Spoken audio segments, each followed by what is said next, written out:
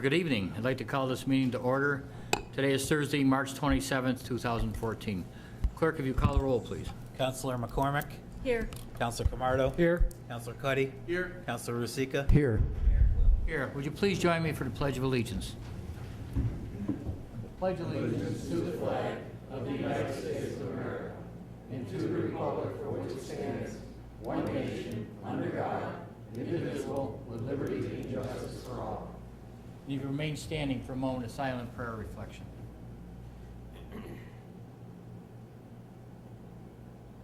Thank you. Please be seated. Council, at your desk, you have a walk-on resolution number 54. Without it, if there's no objection to it, we'll add that to the agenda. Hearing none, we'll add, clerk, if you'll add that to our agenda, please. We will start out with our public to be heard. Clerk? At this time, we will open the public to be heard portion of the council meeting. As a reminder and pursuant to City Council Rules of Procedure, prior to addressing council, speakers are asked to state their name, address, and any affiliation. Your remarks must be limited to 3 minutes and concern only issues involving the City Council, city government, or matters of general city concern. And all speakers before council will observe commonly accepted rules of courtesy and decorum. Thank you. This time, is there anyone desiring to be heard? Mr. Davis, please.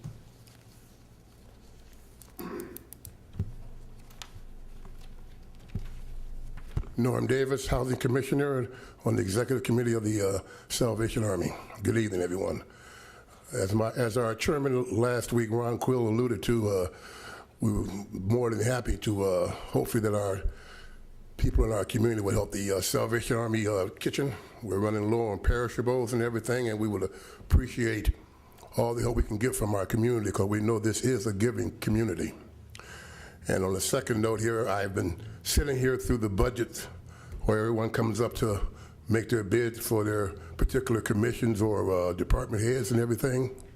And the thing that really got me was when our police chief came up here and quoted out those statistics about what's going on in our fair city. And if any department needs real help, it is the Auburn Police Department. And I hope that the City Council really takes that under some serious advisement during their deliberations on who gets cut or who gets an increase. And hopefully you'll also remember the Housing Commission. Thank you very much. Thank you, sir. Is there anyone else desiring to be heard?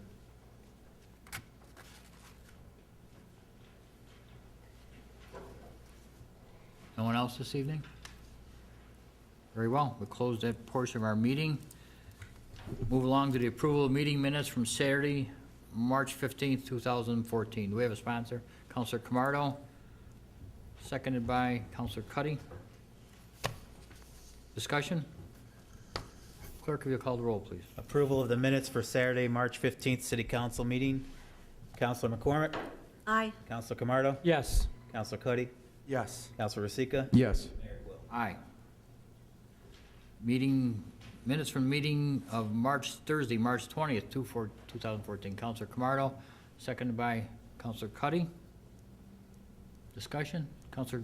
Mayor, just on the second page of the minutes, third page really, the bond ordinance was tabled for 2 weeks, and I want to make sure, because it's not in the minutes, that I asked for some options to be brought forward in regards to the bond resolution, whether we use some fund balance monies and financing. Also, a complete review of the water fund, and I believe that Laura's going to give a presentation on that next week, and also some different options on the importance of what gets done first in the at the water filtration plant in regards to the improvements that need to be made. So I just wanted to reflect it in the minutes from last Would week. you like to amend the minutes, or just as long as you made your point? Yes, as long as I made my point. All right. And the managers understand. Managers are Right. aware of that. Very Sure. good. Thank you, Mayor. Anyone else? Clerk, will you call the roll, please? Councilor McCormick. Aye. Councilor Camardo. Yes. Councilor Cuddy. Yes. Councilor Rusica. Yes. Mayor Quill. Aye. Proclamation? Yes. Oh, man, I forgot it. You forgot. Is there somebody here to get? There is. Okay. Let's take a minute if you want to grab Yeah, that, sure. please. Sorry about that, guys. Be right back. We have a proclamation to be read, but we don't have it here at our desk, so we're going to take a minute and grab it.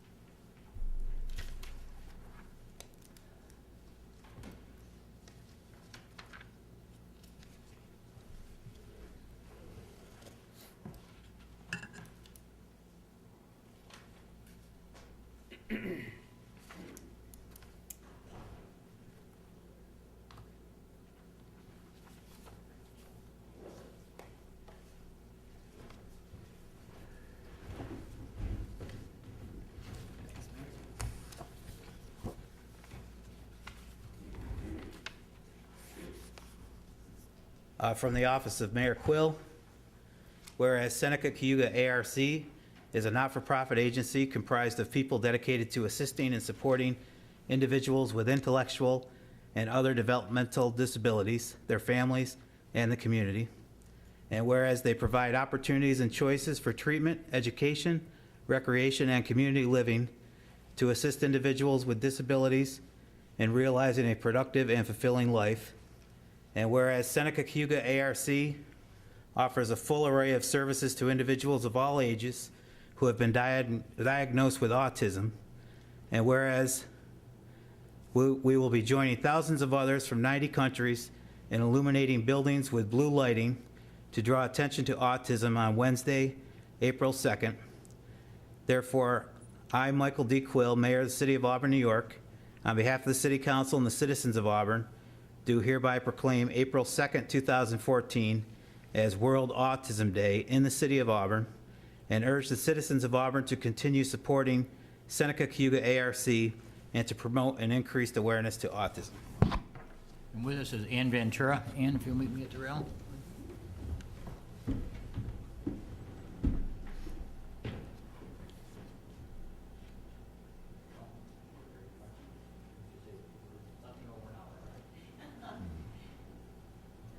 Well, I'll try to keep it short. I hope you can hear me. I am Ann Ventura from Seneca Cayuga ARC, and we so much appreciate the support of Mayor Quill and the City Council members as we strive more and more to offer more opportunities and choices for people with developmental disabilities. We're getting them into the workforce, but even more important, we have a lot of volunteer programs where they actually do the volunteer work.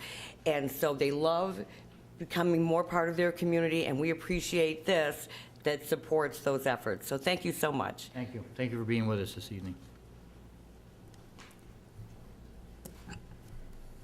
Next is a presentation by the Auburn Doubledays, and I'm not sure who is doing the, Mr. Dom, are you going to be doing it, or?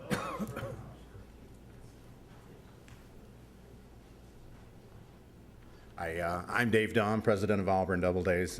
Let me begin by saying it's good to be back in Auburn. A lot of traveling over the last few weeks, so it's always nice to be home. Let me begin by saying thank you to the council and all the people in the city of Auburn that have rallied behind us in our time of need right now. We've had some very good success on people helping us, both anonymously and overtly. And I'd like to call out one group that has helped us with a no strings attached donation.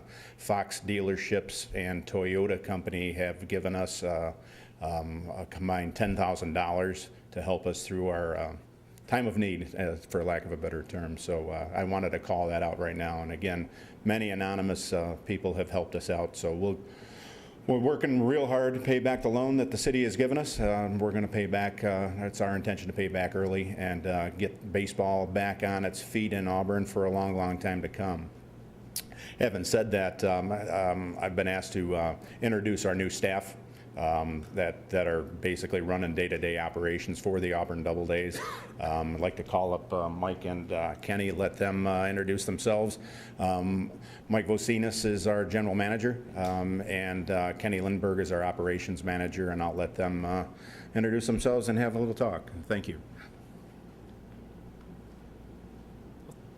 Thank you, Dave, and thank you for having us out here today. My name is Mike Vocinis. I'm the general manager of the Auburn Doubledays. I've been on board with the team since January 13th, so it's been a little more than 2 months now. Briefly about me, I'm a Central New York native, grew up in the Syracuse area, I live in Camillus now, and make the short trip here to Auburn every day. I have about 15 years of experience in professional baseball, all previously with the Syracuse Chiefs baseball team. And I'm very excited to be here in Auburn. The one thing that I always knew about this team and this community is that the team had great support from the fan base, great corporate support, and so far, like I said, 2 months in, so far that has proven to be true. Very excited to be here, very excited to work with the community, and I've just been overwhelmed by how welcoming the community has been, and I'm looking forward to a great season. We did hire, starting this month on March 1st, Kenny Lindberg, who is our operations manager.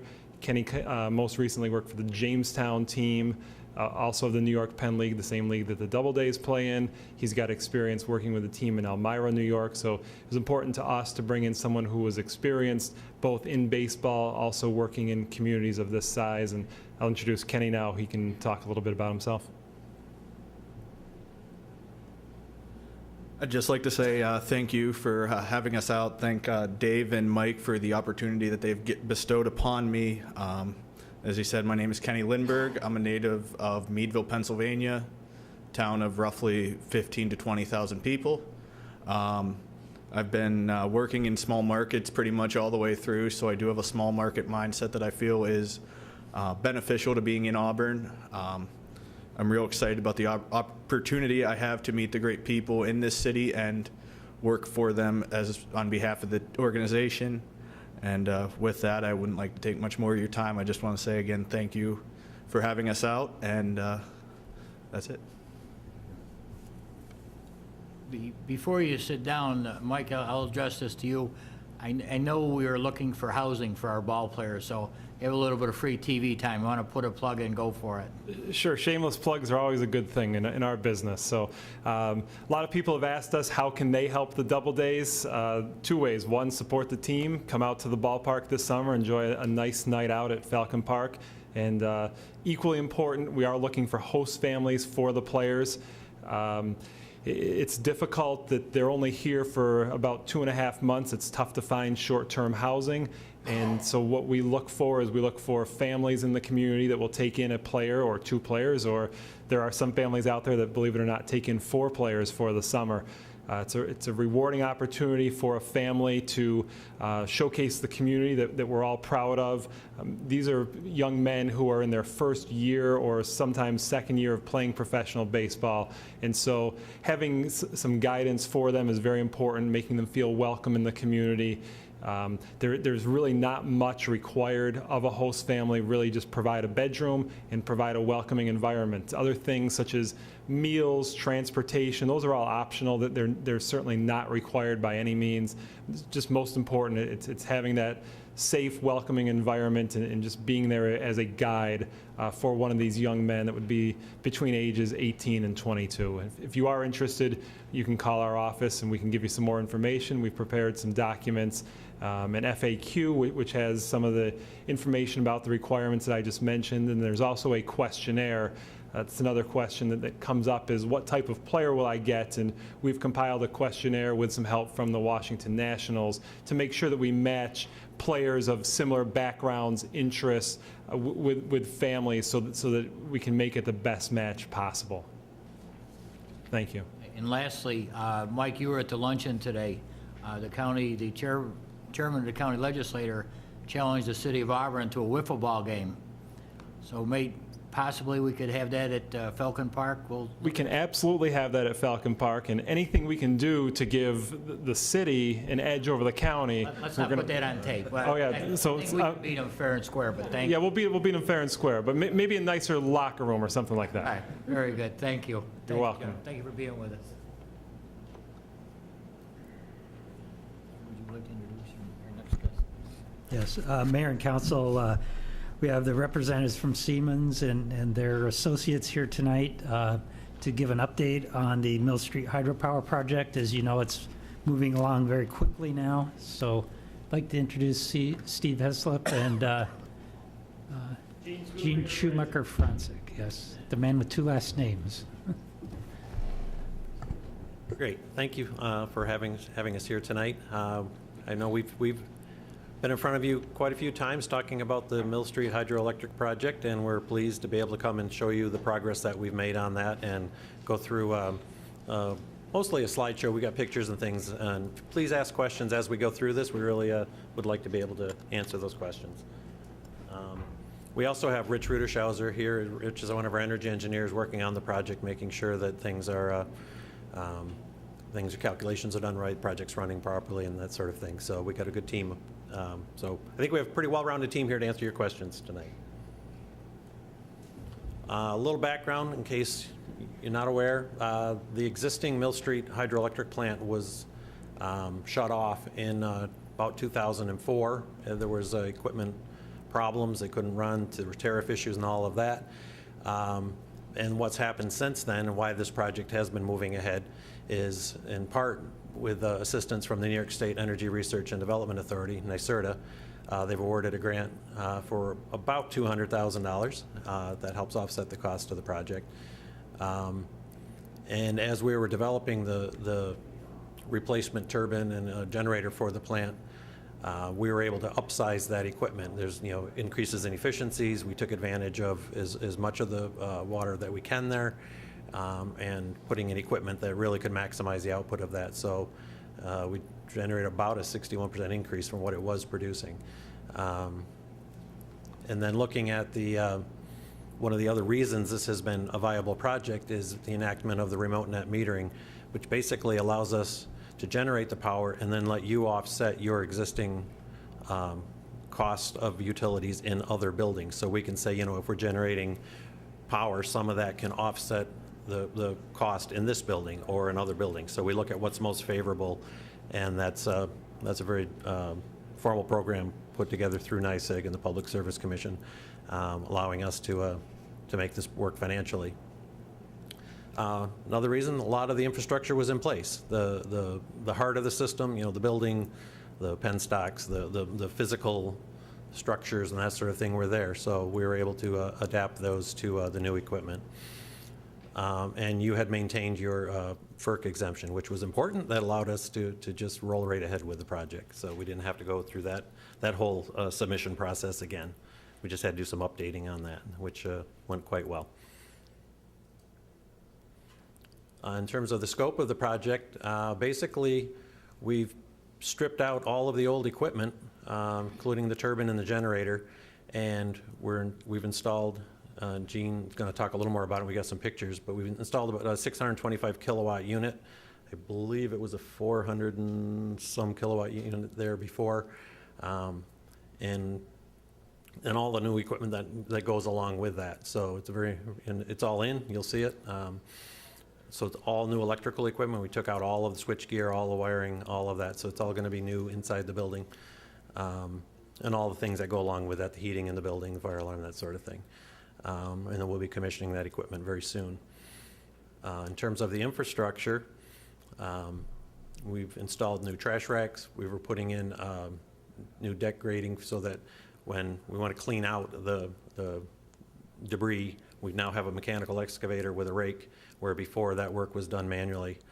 So this will be a whole lot better for everybody that's working on that, make it safer and easier to take care of. And again, there were some pieces that were able to be refurbished, so we took advantage of that. But essentially, the equipment is either new or refurbished equipment. And then we've inspected all of the equipment. We've inspected draft tubes and the tail race and that sort of thing. And there's been some repairs that needed to be made. They were made. So we think the structure's in very good shape.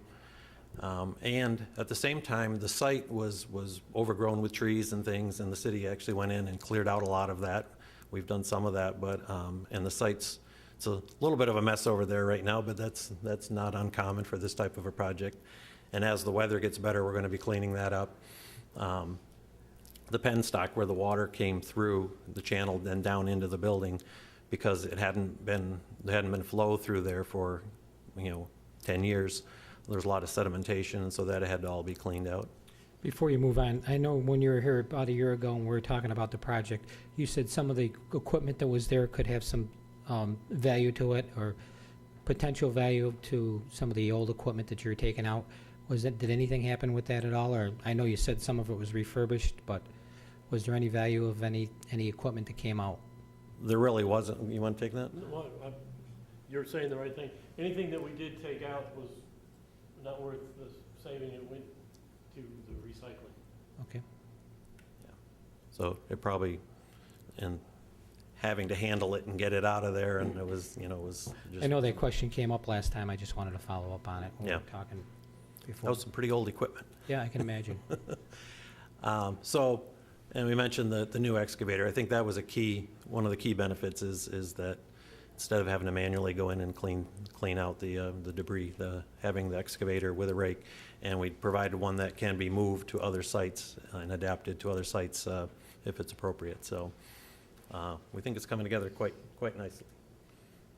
I'm going to let Gene take over from here. All right, well, that's a little bit of what the place looked like when we got there. That door had been damaged by, well, it was old and it had been damaged by a runaway turbine, I guess you had a few years before we got here. And we removed the brick up above that, and we're putting in a bigger door, as you'll see there. We put a brand new door in, and it's much bigger so that you have much easier access to your equipment. This is the old equipment. If you look at the top and bottom, the two pictures kind of match. It's a continuous system there. The unit on the left is the old generator. The unit on the right is a gearbox that took the motion, the system that was going this way, the turbine turning this way, and it changed the direction of the energy so that it operated the generator going this way. And that was a loss in energy, just that transfer. And they were all old equipment too. This is the old distributor or old wicket gates. This we were able to save. There are gates around the circle there that open and close hydraulically. These did not. They were all seized up. That was part of the problem that the old system had. We sent them back to get totally redone, and they work beautifully right now. That's all the equipment was stacked in through there. The old turbine went right down through that, just above that hole. That hole you see is called a draft tube. The water comes out, down, and back into the river right through that tube. This is the old station that we took all the old equipment out, and we painted the floor, we painted the walls. We first, of course, pressure washed everything and primed them and put a nice epoxy paint on the floor. And that square to the left there used to be if you recall from the previous picture, it used to be a big concrete block that held the generator up in the air. We removed that because we no longer need that, as you'll see coming up. Interjection, we had to, prior to us getting the contract for doing the turbine and generator, this retaining wall, or tail race wall, had caved into the river. You can see where that's new. We put that new wall in. First we had to take the old wall out of the river, and there's quite a bit of excavation, and that's something to which Steve alluded, that looks a bit like it does on the left now, except it's a little wetter and muddier and covered with snow. But as soon as the frost goes out of the ground, we'll grade all that off. It'll be gravel. It'll look really nice. That is the excavator to which Steve alluded a little while ago. That is what would be used to, we fabricated an attachment that will go on that machine in the spot where the bucket is, that will, like a comb, like fingers, will reach down and pull the debris up from from in front of the trash racks that, and allow the flow to be maximized. There's the new turbine sitting on the shelf in the, or not the shelf, the workbench in the place where they built it. And there's that same turbine being lifted into the building. The distributor and wicket case to which I alluded a few minutes ago are there still on the truck. You'll see just at the base of the, that's the refurbished distributor. Oh, that's all right. That's the new generator in place. Underneath that is the turbine, the scroll case, and all the equipment that is required. There's a lot more underneath that than you might think, but that's it. Now all it needs to be is all hooked together. We've got to get the wiring all done and finish hooking the mechanicals up, but they're all stacked in place now. We got to line the shaft that goes down through the generator and down to the turbine. We got to make sure everything's in perfect alignment because, as you might imagine, it would not work very well if there was any kind of wobble to it or anything. So that's where we are right now. Any questions? So, Rika, this is information you've seen before. It's right off the slides we presented before. It's about a $3.8 million project. NYSERDA grant just under $200,000. And NYSERDA's been great because we've gotten some extensions from them. They've been very cooperative. They understand the nature of construction and all of that. They've been following the project and making sure that it's on schedule, and they seem pretty satisfied with what's going on. And you can see the numbers for the production that we're projecting. And we've shown two utility rates, and this is the remote net metering where we can assign the produced power to various meters. We're obviously going to try to assign it to the higher cost. There's been some discussions with NYSEG about that and which meters and which accounts, and we're sorting through all that right now to finalize that, but we're going to try to maximize this for the benefit of the city. And then in terms of schedule, we are well along the way. Like you said, the turbine and all the supporting equipment is in. And you saw the generators in place. That just actually got in place this week or last week. So electrical work is being done now, going to start, I believe, next week or the week after. So that'll all get hooked up. One of the interconnect agreement, the agreement that allows us to throw the switch and NYSEG says, yes, we'll take that power, is in place. That's been signed recently. And it's in their hands for final approval, and we think it's all in pretty good shape and shouldn't be any issues. They've been very good to work with along as well. I think everybody wants to see this project online. So once the weather gets a little better, the final site work's going to be complete, as Gene mentioned. We're going to clean the site up. I think it's going to look a lot nicer over there. Get a little fence work to do and that sort of thing. Make sure the site's secure. And then the intent is it's operational by May 31st. And NYSERDA, that's a NYSERDA date actually, so that they'll be sure to award the grant. So it's been a bit of a long road, not too bad, but we've I think moved right along, and we're very pleased where we are on it, and looking forward to throwing that switch and getting power running for the city. So. What's the rate on the interconnect agreement? Excuse me? What is the rate on the interconnect agreement? There's no rate on it. Okay, they're just going to allow us to net meter. Okay. So anything over and above, we just net meter back? Yes. Okay, good. There should only be a couple thousand kilowatt hours of usage building per year. Okay. So virtually everything will go out in the system. Counselor Cuddy, do you have a question? I have a question for, I don't know if Doug can answer this, or the presenters. How long did the turbine generator last? The previous one, what was the life of that one? I don't know, Counselor. And I don't see anybody from engineering here. Well, I know that the previous, I'm sorry. No, I'd be happy to hear what you have to say. The previous turbine, and I'm not sure about the generator, I think perhaps the generator as well. The previous equipment was used to begin with, secondhand equipment and bought and installed. Your first question, how long does this equipment last? We have been, Chant has been working on plants that were built in the 20s. They're built in 1909. So hydro is, it may be a tad expensive to get it started, to get it built, but it runs by itself after that. And it lasts, with proper maintenance, it lasts a long time. Is there a monitoring system or anything at the facility in case something goes wrong?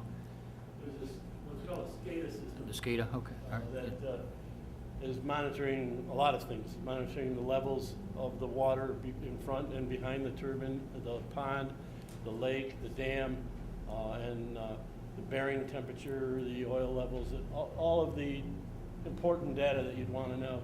And it's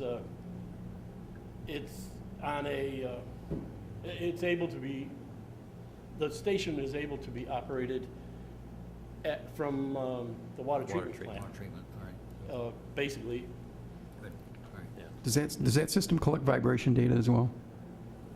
Bearing vibration data? yeah, Okay. anything that's going to go wrong, we know about it. You know, I mean, the machine, the system will know about it.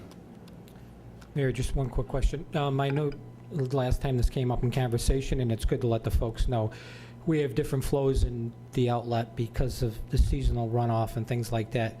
The turbine you put in works under lower flows, I should say, is the proper pronunciation to use. So could you just talk about that so folks understand that? Because there's some questions that came up to me, and I think they'd like to have, you know, a little bit of background on that, if you would. That's a good question, Sure. and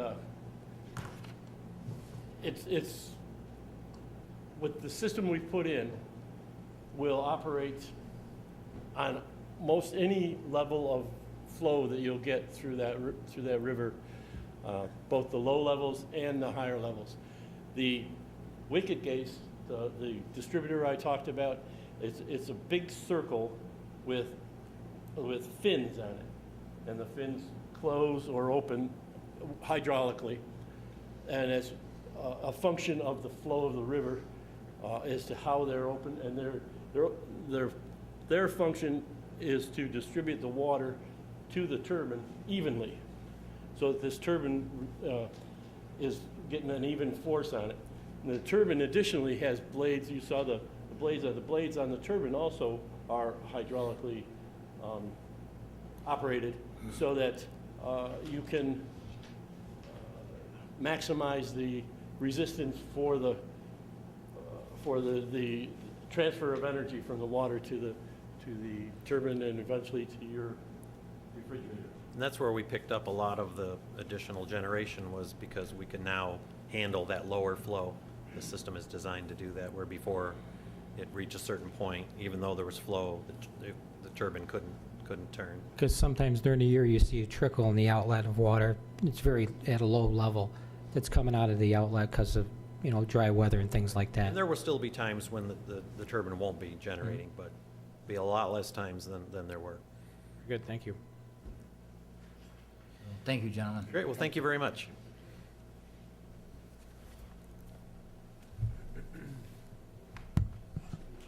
Public announcements.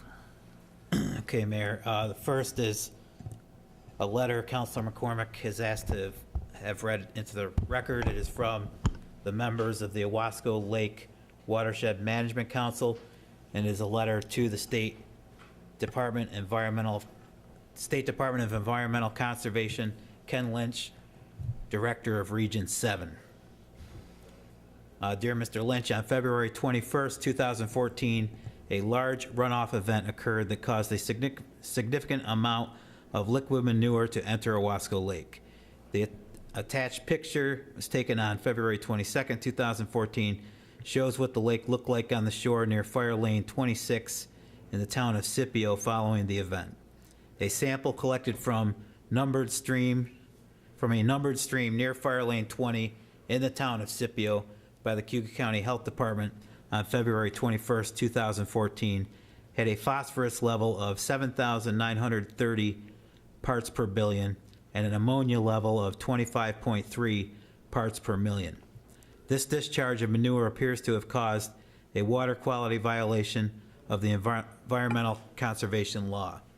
It is our understanding that this liquid manure was applied just a few days prior to February 21st, 2014, on frozen and snow-covered ground. On that day, the weather had forecasted that snow melt and significant precipitation would occur in the days following the spreading activity. This activity appears to be in violation of the National Resources Conservation Service Standard 590. The Owasco Lake Watershed Management Council is extremely concerned with this occurrence. As you are aware, Owasco Lake is a drinking water source for approximately 44,000 residents of Cuyahoga County and is an invaluable asset for the residents and businesses within the watershed. It is the council's opinion that the parties responsible for the resultant environmental degradation of Owasco Lake be held fully accountable. In addition, the New York State Department of Environmental Conservation must take whatever action necessary to prevent this from occurring again. And that is signed by Michael Didio, Chair, Deborah McCormick, Vice Chair, Ed Wagner, Member, Gary Sears, Member, Keith Welch, Member, and Charles Green, members of the Owasco Lake Watershed Management Council. We also have a few announcements. The Auburn City Council has called a special meeting for Saturday, March 29th, 2014, beginning at 8 a.m. The agenda will include an executive session for the council to discuss matters leading to the appointment of a particular person. The meeting will be held in the council chambers at Memorial City Hall, 24 South Street, here in Auburn. City of Auburn Planning Board will hold its monthly meeting Tuesday, April 1st, 2014, at 6:30 p.m. The meeting will be held in council chambers, Memorial City Hall, 24 South Street, here in Auburn. And the City of Auburn Human Rights Commission will hold its monthly meeting Wednesday, April 2nd, at 5 p.m. The meeting will be held at Westminster Church, 17 William Street, here in Auburn. That's it, Mayor. Thank you. City Manager's report. Thank you, Mayor. Continuing along the theme of energy projects, at this time next week, we should be the owners of the landfill gas-to-energy system. Our attorneys and staff are working closely on completing a number of contract documents, transferring the air permit, obtaining insurance for the facility, and developing the operations agreement. The proposed operator, Innovative Energy Systems, has been on site all this week working with city staff on a review of the facility operations in anticipation of taking it over. So that's good news, and hopefully all will go smoothly on April 2nd, which is the proposed closing date. Doug, before you move on, just a quick question for you. Are you going to be formulating a budget for that cogen facility down there? Because I'm sure you're going to have startup costs and things like that, or is it a little bit early to tell?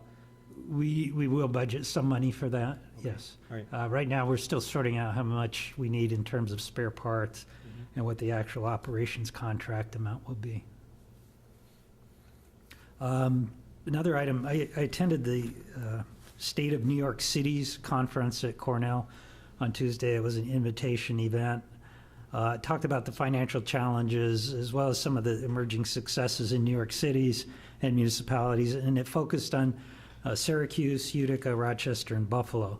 I thought it was interesting, some of the highlights, and I'd like to share them with you. Buffalo, I think as everybody knows, had a financial control board come in and take over.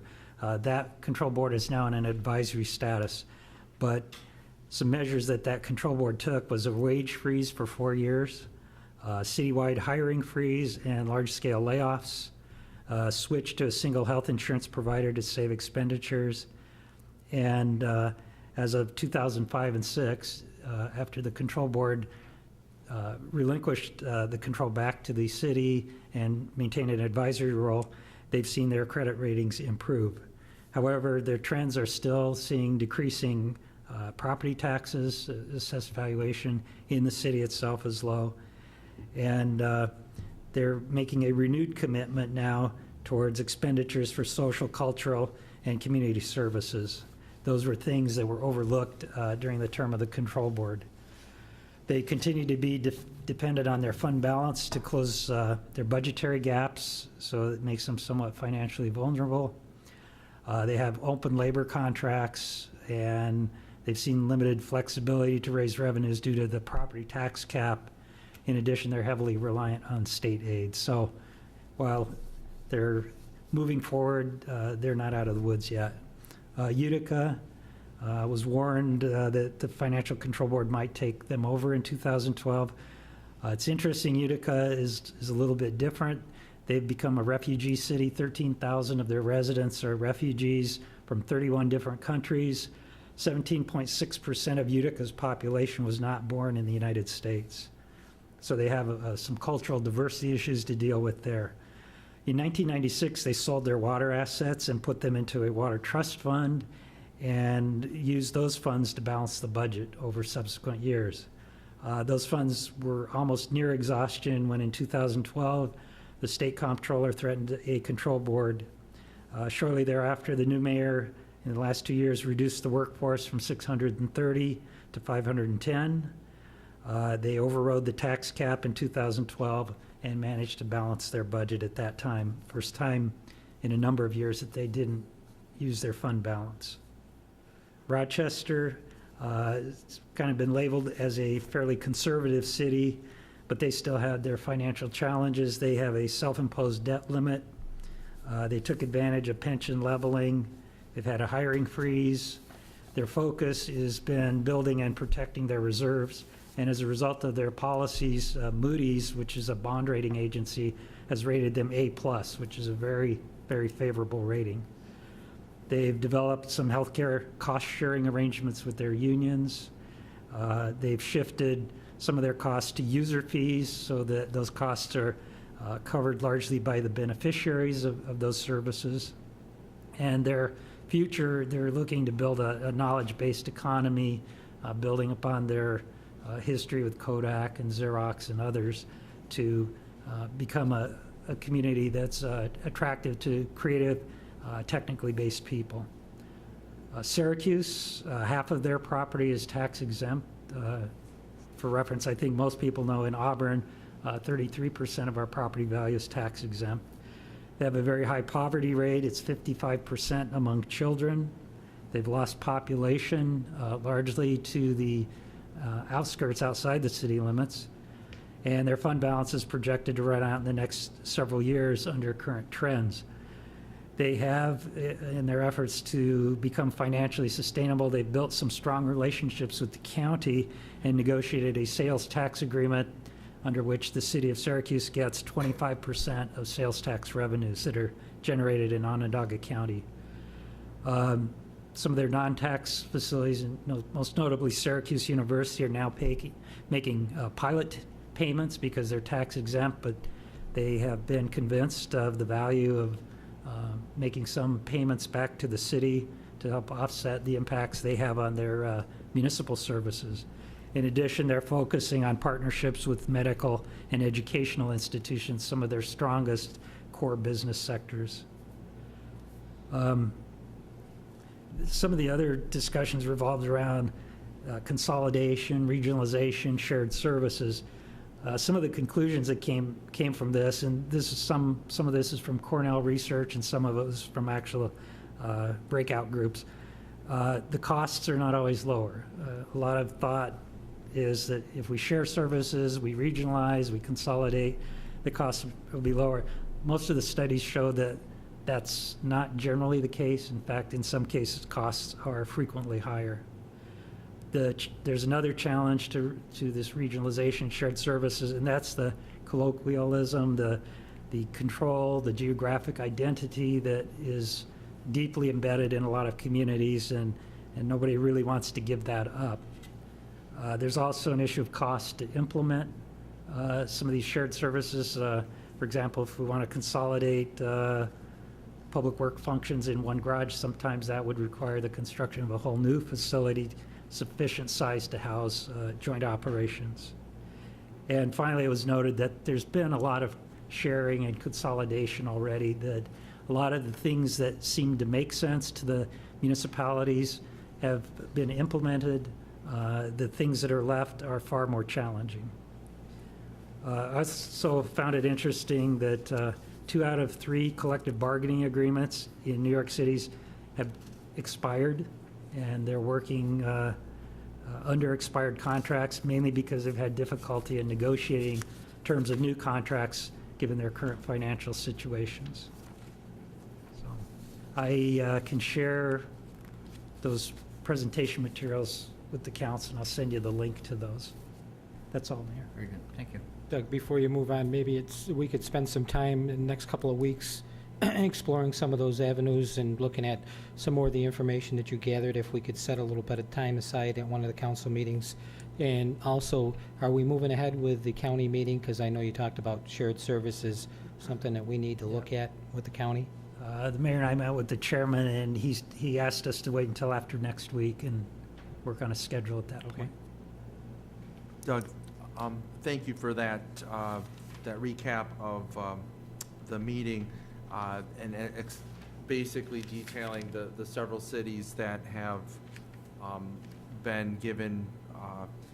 Basically, it puts us in a perspective of where we want to be or how we can approach.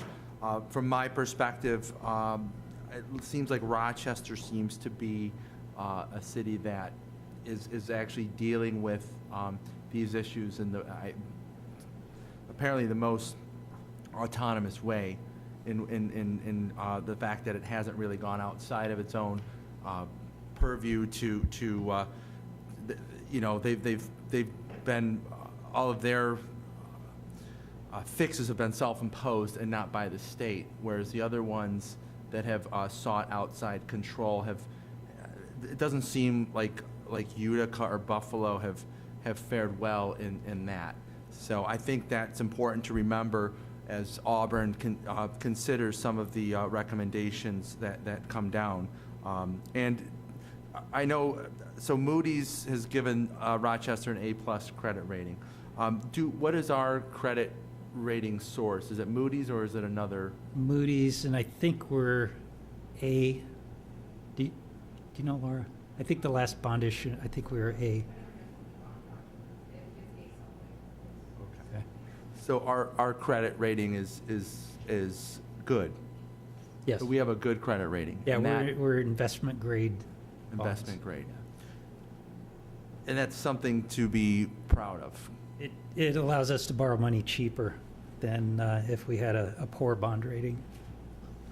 And I think it's important to note that we are in the bond season, and because we have a good rating, I think it's important that the city take advantage of the bonds that are afforded to us, because other cities are struggling and are imposed by outside sources to go through these financial control boards, and it doesn't seem like it's faring well for those cities. So I look at Rochester as an example of a city that's taking care of its own issues, and I would like us to take full advantage of our credit rating so that we can take care of our capital projects. Councilor Camardo. We need to be careful, and we need to look at everything, because if I'm correct in saying the city right now is indebtedness is about $70 million just on the bonds we have on our books. So as we move forward in these areas, we got to be very cautious on how much more debt we put on the taxpayers of the community, and be very cautious on how we're moving in any area, because as Doug just indicated, a lot of these upstate communities have used their fund balance or are in the process of using most of their fund balance. We're in a very, I don't want to say dangerous area, but we're getting into a limited situation where our general fund balance is going to be in a dangerous situation as we move forward. So we need to keep all these things in perspective and make sure we move in the right areas, that we're not putting a lot of debt on the taxpayers and not moving in areas that these other cities have moved in. So I think caution is the biggest word that I can use at this stage of the game for us as a council to look at all these things that we're talking about. Councilor McCormick.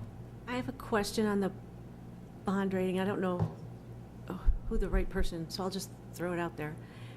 I've been trying to educate myself on bond rating and how we are rated, what goes into the rating. Is it true that it's a number of things that go into the rating? Is one of them, I don't know if I'll put this out there right, how we finance things, it's the right combination. They look at how your capital improvements projects, it's the right balance of how you finance Yeah. those. Is that correct? I can ask Laura to come up, but I know they look at our ability to manage our finances. They look Right. at the fund balance that we maintain, some of our policies.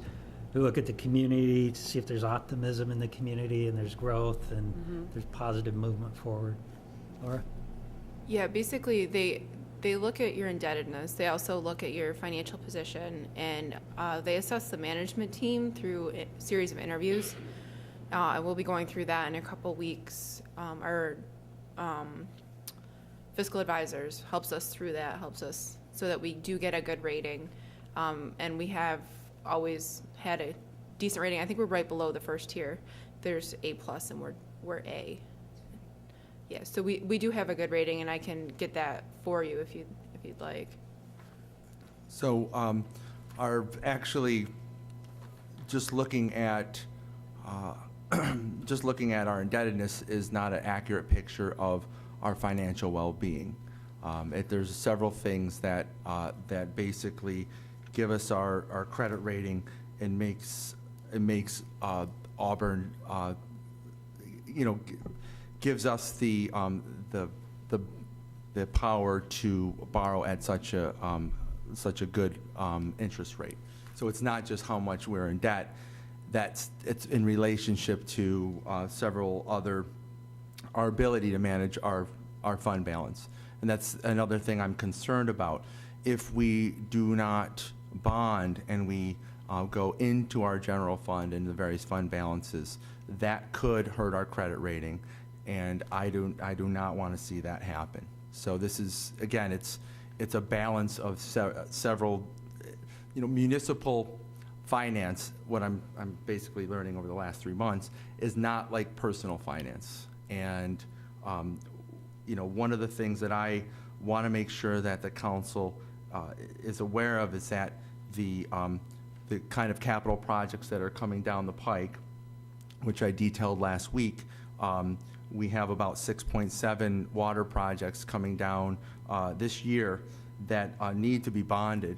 And I really feel that the city needs to invest in its future to get the best deal. And I want to, again, just address this, especially in light of seeing other upstate New York cities that are dealing with worse issues than we are. And I would like to, again, see Rochester as a model. And again, I look forward to a more thorough report. Thank you, Doug. Thank you. Thanks, Laura. That's it. Yep. Secret resolutions? None. Ordinances? None. Resolution number 54, appointing a member of the Board of Assessment Review. Do we have a sponsor? Counselor Rozika, seconded by Counselor McCormick.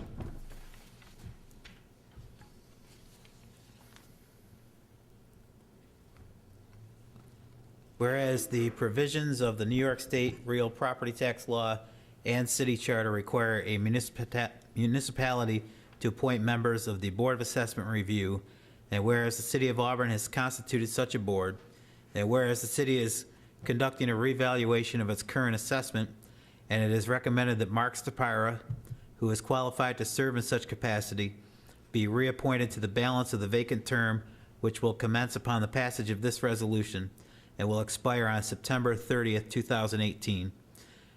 Now therefore be it resolved that the Auburn Mayor and Council does hereby reappoint Mark Stapira, residing at 105 Perrine Street, Auburn, to become a member of the Auburn Board of Assessment Review, said term to commence upon the passage of this resolution and shall expire on September 30th, 2018. Thank you. Discussion? Clerk, would you call the roll, please? Counselor McCormick? Aye. Counselor Camardo? Yes. Counselor Cuddy? Yes. Counselor Rosika? Yes. Aye. Carried. Local laws, table legislation. Mr. Selby, I'll turn it back over to you for budget status reports. Yes, Mayor. The detailed reports were sent out to you earlier. In your packets are the graphs that show the roll-up summaries for the year-to-date expenditures. Just call to your attention, the electric generation facility that we talked about earlier continues to run in a deficit situation.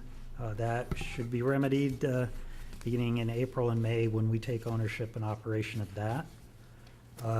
Transmission and distribution is a little bit above, probably about $50,000 above where it should be, largely due to a very difficult season with a lot of main breaks, resulting in a lot of overtime.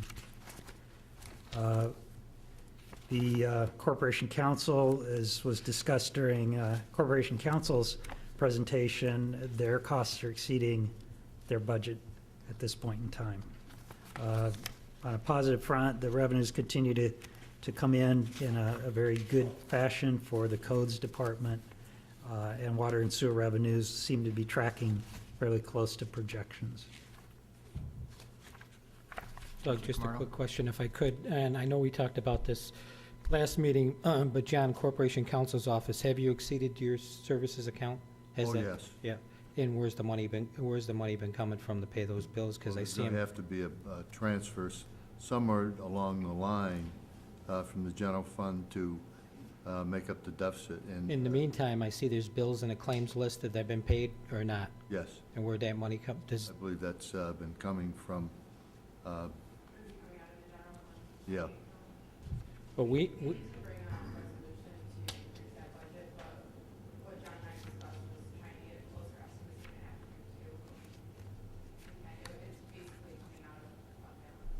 but before, that should have came to council before it was taken out of fund balance, correct?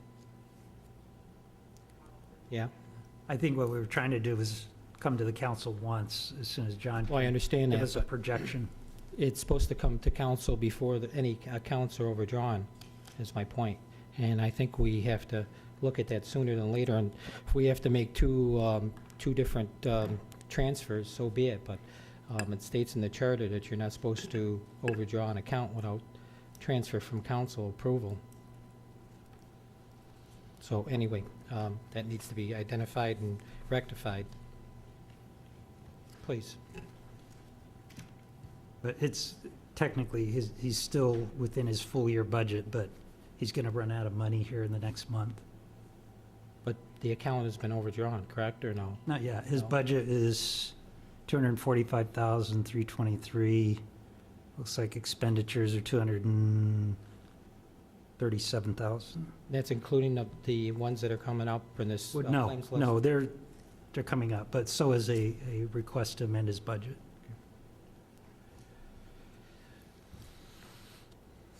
All set, thank you.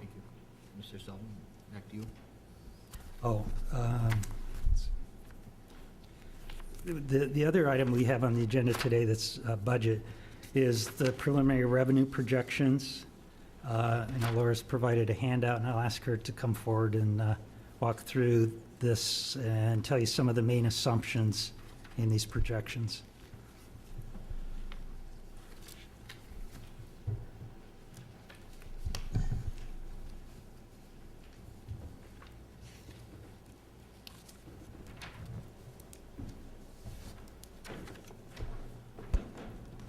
Okay, what I did was, I went through the revenues that we've gotten in so far this year, looked at last year's actuals, and talked to the department heads about what they think their revenues are going to look like for next year. I'm not going to go through everything line by line. I think that would just be a little tedious. So if anyone has any questions, please feel free to interrupt me. I am going to talk about some big changes or items that I think might be of note. Included in this estimate is going up to the tax cap.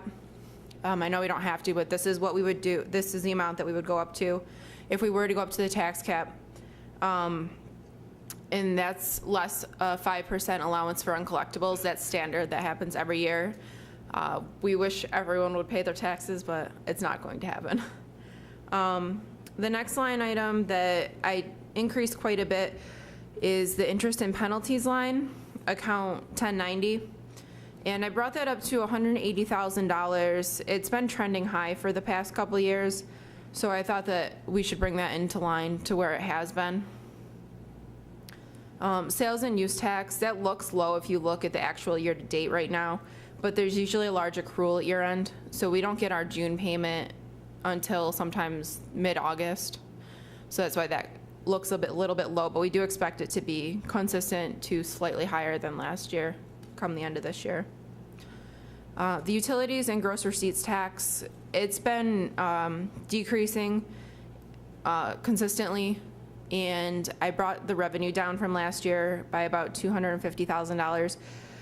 I did that projected based on what we've been getting in this year and the fact that we didn't even come close to the 400 last year. Lori, before you move on, maybe Doug can, what goes into that account? What comes out for that utilities and gross receipts? What's in that line item? It's a surcharge, I believe, that gets paid by utility companies. So NICEAG, right? Phone company, cable? No, phone is in franchise, which is a line below that. And there have been, Counselor, there have been some state laws that have taken reduced some of these fees, so. On the next page, the only large change is the on-street parking meters. There's hopes that these will, the revenue will come back up with these, but for right now, I thought we should be conservative in preparing the budget, and therefore we decreased it to be consistent with what we've received this year and last year.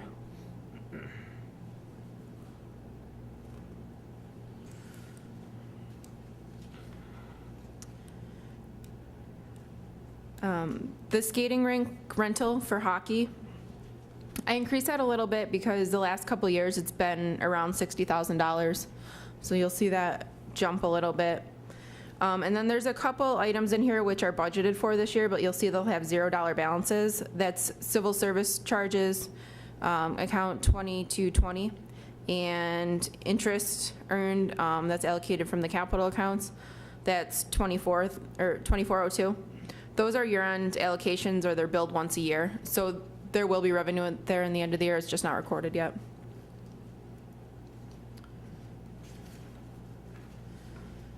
Okay, on the next slide, you'll see that 2555, buildings and alterations. Those have been up quite a bit this year, even compared to last year, a full year. We're quite a bit ahead of that, just partial year this year. Conservatively estimated to about $60,000. And then the very last line is the vacant building registry. Last year that was estimated just kind of a guess. What we did this year for that estimate was at $500 for the second year fee times 160 properties in the registry and a 50% compliance rate. Jenny and Jeff helped me determine that, and we think that's pretty conservative, but close. I have a quick question. Yep. Just to clarify, the buildings and alterations, is that the permit fees? Is that what that is? Yes. So that's they were increased last year, right? Is that correct? It's it's code enforcement. Okay. That's why they're so wonderfully, sorry, increased. Thanks. Okay, on this page, the parking violations, that's been trending to be in the 120s, 110s for the last couple of years. I brought that down to be more in line with what we've actually seen. And then you'll see that the total fee estimates at the very bottom are a little bit lower this year, but I think that a lot of that is due to that $200,000 that was plugged for that vacant building registry. Plus slightly more conservative estimates this year. Oh, another question. Yeah. Where do code violation fees fall? Housing code violations, does that come to the city when somebody's fined? through the city? Yeah. Yeah, I mean, it's imposed by the court, but there are some that do come directly to coach. Yeah, the court hasn't given us a fine in probably 3 years. So if someone did actually pay a fine or get fined, it would be revenue to the city. Yes. And so there is zero here. Yes. That's too bad. Thank you. Our next section is the miscellaneous local sources. These are kind of hard to estimate because they're not like fees. They're not consistent year over year. I decreased the sale of equipment down quite a bit. We haven't gotten $50,000 in quite a while. The Medicare Part D subsidy account 2700 has also been significantly lower than we've estimated, so I decreased that. It would be great if we could reach those estimates, but I'd rather be more conservative when we're looking at how to balance the budget. We'll look at the transfers and the return on investment estimates. For these, for right now, I kept them at level amounts. So you won't see much difference, except for I removed the return on investment from the hydro fund. I think it's silly to be charging a fund that we're giving money to. So we can look at that again if they do become profitable. But we're keeping track that, excuse me, we're keeping track so that if it does turn a profit someday, hopefully, that it'll start paying the debt structure plus the investment back that was transferred originally. What I did was I put an account on the general fund balance sheet and fully reserved it just as a placeholder so we know how much we sent to them. So.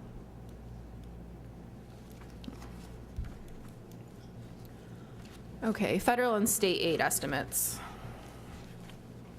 You'll see state aid is flat again this year. This is for the state aid lines 3001, 3004. Those are actuals. The state's published what they're sending us for this year. Mortgage tax should be relatively similar. If you look at account 3822, state aid legislative member item, that's a new grant this year, so that's great that we're getting that. There's also a brownfield opportunity area that planning just got approval for $17,000. And in account 4772, that's increased from last year to about 27,000. That's about what we've been getting, somewhere in the mid to high 20s for RSVP, which, if you don't know, that's our senior program. So if we want to look at general fund in total, revenues from 2013 are relatively consistent for what we've projected for 2014-15. Slight increase, a slight decrease from the 2014 budget, but still in line with what we actually had for last year. That yellow marker right there, that's the tax stabilization reserve account. And if we decide to use fund balance, that'll be filled in with that gap between expenses and revenues. Landfill revenue estimates. There's not much change in here except for with the increase in the rates, there's potentially a loss of business. I extrapolated out the current year to the end of the year and use that as an estimate for next year. So landfill service other, account 2377, is down quite a bit from last year. And again, like general fund, that yellow marker up there is where we will plug any difference between revenue and expenses, if there is any, for landfill. Yes. You said there's potentially a loss of, based on the rate increase. Is that what? Yes. Is it too soon to tell if that's a problem? It is, because April 1st was the rollout date. We gave the haulers a month days, to notify their customers. Gotcha. So Okay. we'll report back to the council in late May. Got it. Okay.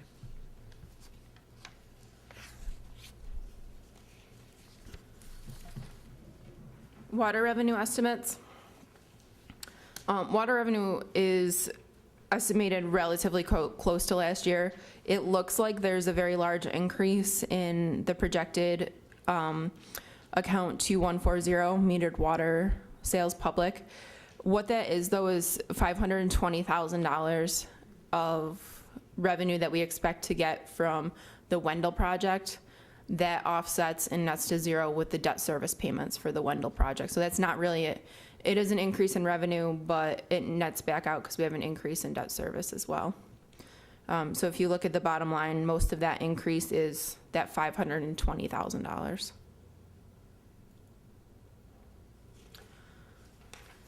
We move on to sewer.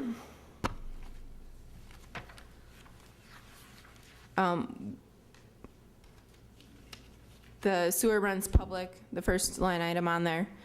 I decreased that slightly. I did an average of our monthly billings, and it came out to about $436,000 a month. So I projected that out to 12 months, and that's where I got the 5.3. The same with the sewer runs outside of the city. And the other item that's significantly different than last year is the septage well water processing, account 2375. And we've been this year trending higher than the budget, so I increased that to be consistent with what we've seen so far this year. So it looks like we do have a small increase in the sewer revenue estimates, about 1.3%.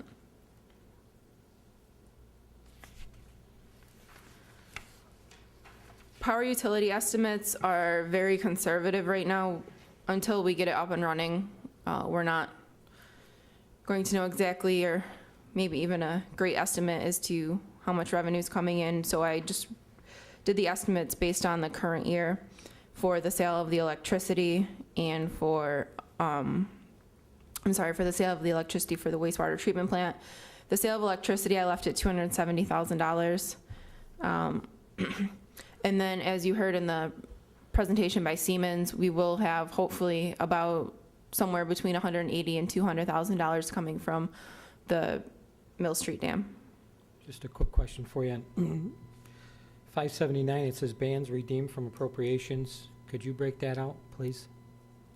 The first line in the power utilities revenue. That would be last year when the ban came in. Right. There was a premium on it. So it was just for the Mill Street Dam. So the 4.9 is not into this when we just bonded for the cogen? No, it is. It is, okay. It's not a revenue because it's an enterprise Right. fund. It's a liability. I didn't know if it was in this account or not. It's in this fund, but it's not in the revenue accounts. So part of that 6.8 is part of the 4.9 that we bonded for last year? Is that correct, or? The 6.8, or I'm sorry. The $6,000? $6,000, yes. What that is when we sold the bands, we got a premium on them. So it's just basically interest income. Okay, but that's part of the 4.9 that we sold, or not? No, it was part of the Mill Street, which was 3.8 or 3.9. Yeah.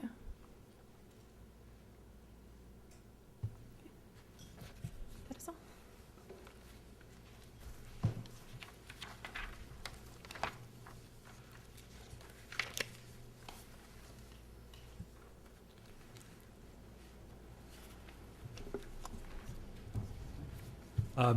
And Council, I know that the big question is, this is our revenue forecast, what's our expenditure forecast? Laura and I are still working on that. It looks like it's going to be better than my forecast in terms of a gap being smaller than the 2.3 million. But before we hand that out, we want to go over it next week in great detail, make sure we haven't left anything out. Councilman McCormick, you have a question? I kind of do. Thanks to our city clerk, I found the schedule for our budget on the website under the budget button.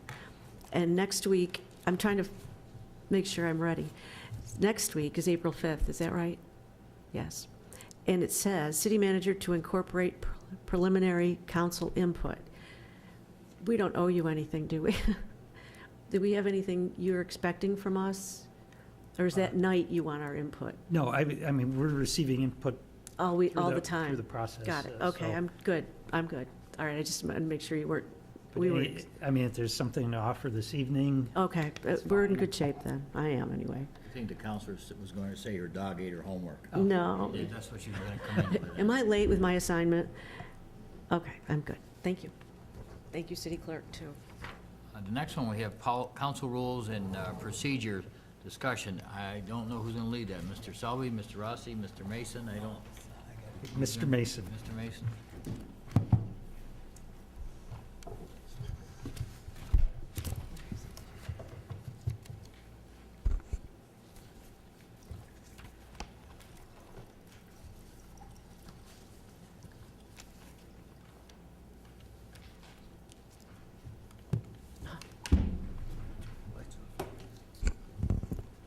Before us in the council's packet was an updated revision of the proposal for the council rules and procedure.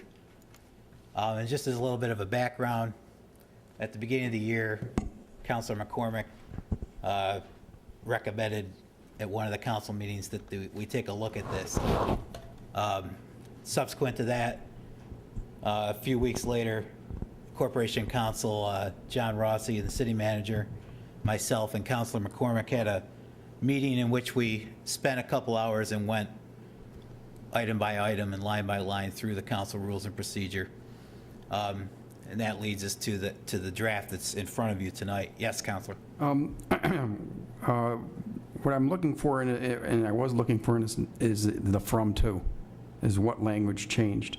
Yep, I'm gonna get. Well, I mean, in a hard copy.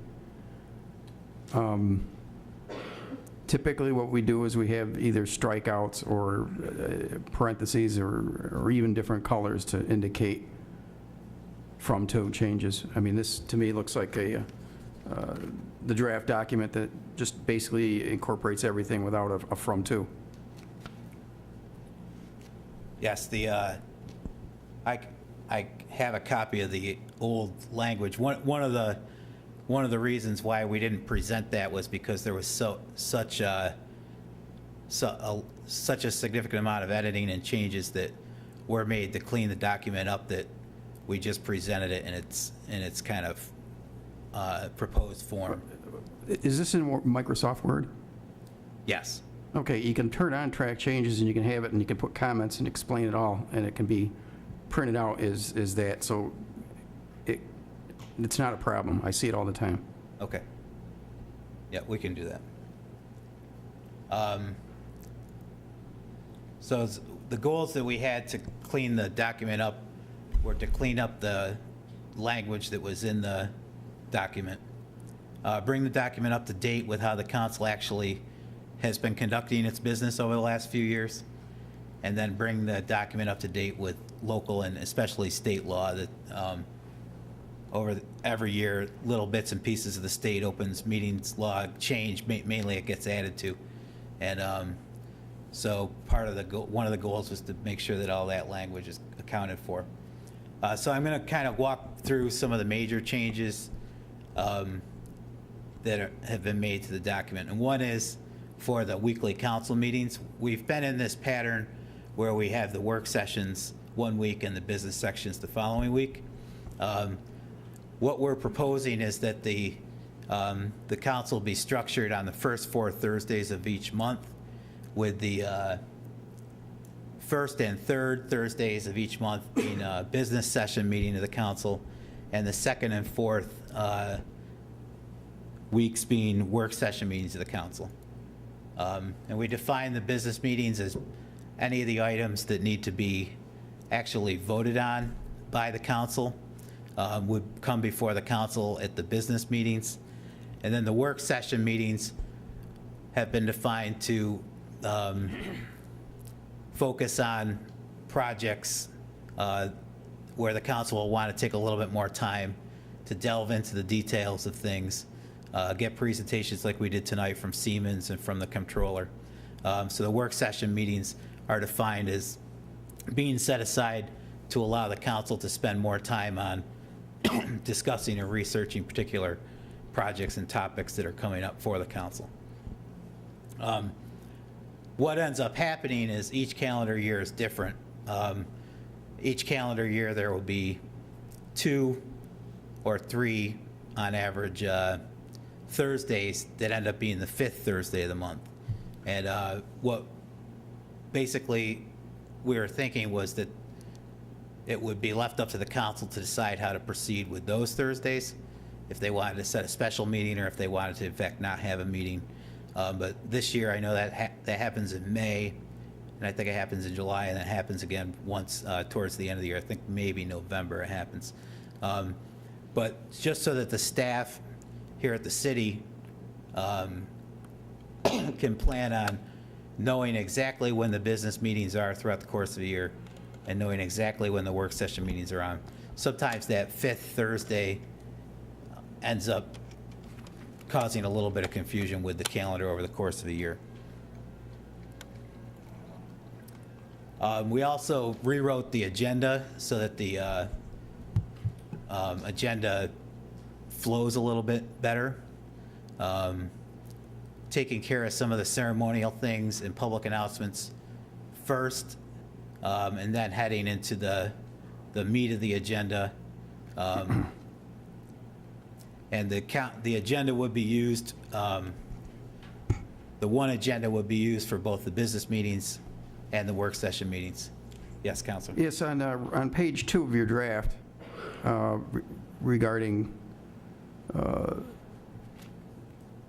communications and submissions, I disagree with the need for 3 business days, and no, in the 5 p.m. that day is a non-starter for me. We need this information at least 1 week in advance, and that's been pretty much the request that I believe myself and Councilor Camardo have had.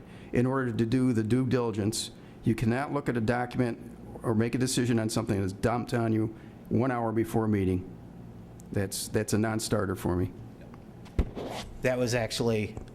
It's on page 2 of your document. Yes, that was actually language that currently exists. That we didn't change that language. That was language that's been in... How would I know that? I don't have a from to in front of me. I understand that you want to see the other presentation of it, but that language wasn't changed. Can I make one suggestion? Why don't Sure. we go through with the presentation, and then we can make any comments at the end, because Okay, I just sure. have a few things, if you don't mind. But at least we all know what you're suggesting here. The executive sessions was changed just to update with the state law. There have been a couple things added to the language at the state open meetings law for executive session. And then recording of minutes was updated to reflect the way that the city currently goes about recording the minutes. And there will be 2 forms, one the video recording and one a written summary. The video recording is something that we've been doing since 2011, or been doing for a long time, but been doing with the website since 2011. And now when we go to the additional system, with the live streaming that was passed last week, that process will be able to take place all in-house. So we're comfortable with the fact that we can put it in as a requirement, because we will have the technology to be able to make sure that it's happening. And then the written summary is written so that the council will have the written minutes in a timely fashion within 2 weeks, is what's called for by the state open meetings law. So as long as the council has the minutes within 10 days, then the public will have the minutes within the 2 weeks that are required. And those would be archived. Both the video and the written minutes would be archived in the clerk's office, as well as posted to the city's website, all in a timely fashion to the... And then the minutes section, like I said, meets the state open meetings requirement, and actually with the video, documentation that we do of each meeting, we exceed the requirements of the state open meetings law. And then the last section was a section that we put in there. What has happened with the council rules and procedure document for the last couple decades is that it kind of has always kind of existed as a document that sometimes it gets looked at, sometimes it doesn't get looked at for a while. Has been changed by some particular wording in the document, has been changed by various resolutions over the last 20 years. So what we're recommending is that every time that there's a new council seated, such as this January, a new members of council took the council, what we're recommending is that this council rules and procedure put a process in where every 2 years the council will take a look at the rules and procedure, update them according to what's new with state law, update them according to how the council would like to conduct its business, and every 2 years the council adopt the rules and procedure basically for the next 2 years. And that's the end. Mr. Mason, there was highlights. Could you forward that to us? Is that possible through email or through? Yes. Mr. Sal, so we just have just a quick sketch so we can check individually is what you're saying? Yes. Please. I have a question. Councilman McCormick. If we will adopt this, the rules and procedures, is that what we're planning on doing by resolution? Yes, So you'll have to. Okay, so if you emailed it to us, could we send you our comments or notes so that you can, if they make sense, and then we can look at the finalized copy? Sure. Does that make sense to do it that way? If anybody has any input right now, what I was planning on doing was taking whatever input you might have, Tonight? put it up so it'll be in tomorrow's council packet. Oh. And okay. then I could maybe you give guys you could. some tonight if you want. We're thinking you'd be able to vote on it next week, maybe. Oh, I have some tonight. I didn't know if you wanted to do that. I just have a few. If Mr. Mason's prepared. Sure, I'll go back to mine. Well, while you're, just this isn't on any specific page, and it might be too early. But I noticed Novus, the whole Novus thing, that's the electronic version of our agenda. When that rolls out, I think it would need to be included in here, or maybe not, the whole process or how that's going to affect the process. Because somewhere in here, I can't remember where, it's the old language about how the agenda gets created. It has to be to the manager's office by Friday at noon. And I think we talked about, that's way too late, Friday at noon. Well, that's basically what the deadline is. The deadline internally. Yes. Oh, I thought they moved it up to like Thursday. Or Yeah. That's what we do in practice, we do that. okay. Yep. I had thought about putting the Novus language in, but we're still a couple months Okay, away from it that's- actually. So it's too soon. I was thinking that it can be actually, once we have the Novus up and running and it's becomes part of the It'll organization be easier to figure out. and part of the culture for good, then we can kind of add it to the. Okay, thank you. Council, can I ask you to go over what you were requesting about It's the a, timeframe, if you would? Oh, on the timeframe, And I don't mean to throw you off track, No, but no, so no. I get it in my mind. what I, quite often, and it's been happening with some level of frequency, is that we are given some, I'm going to say, critical information very late in the week, or again, maybe even it would show up on the desk here or emailed that very day.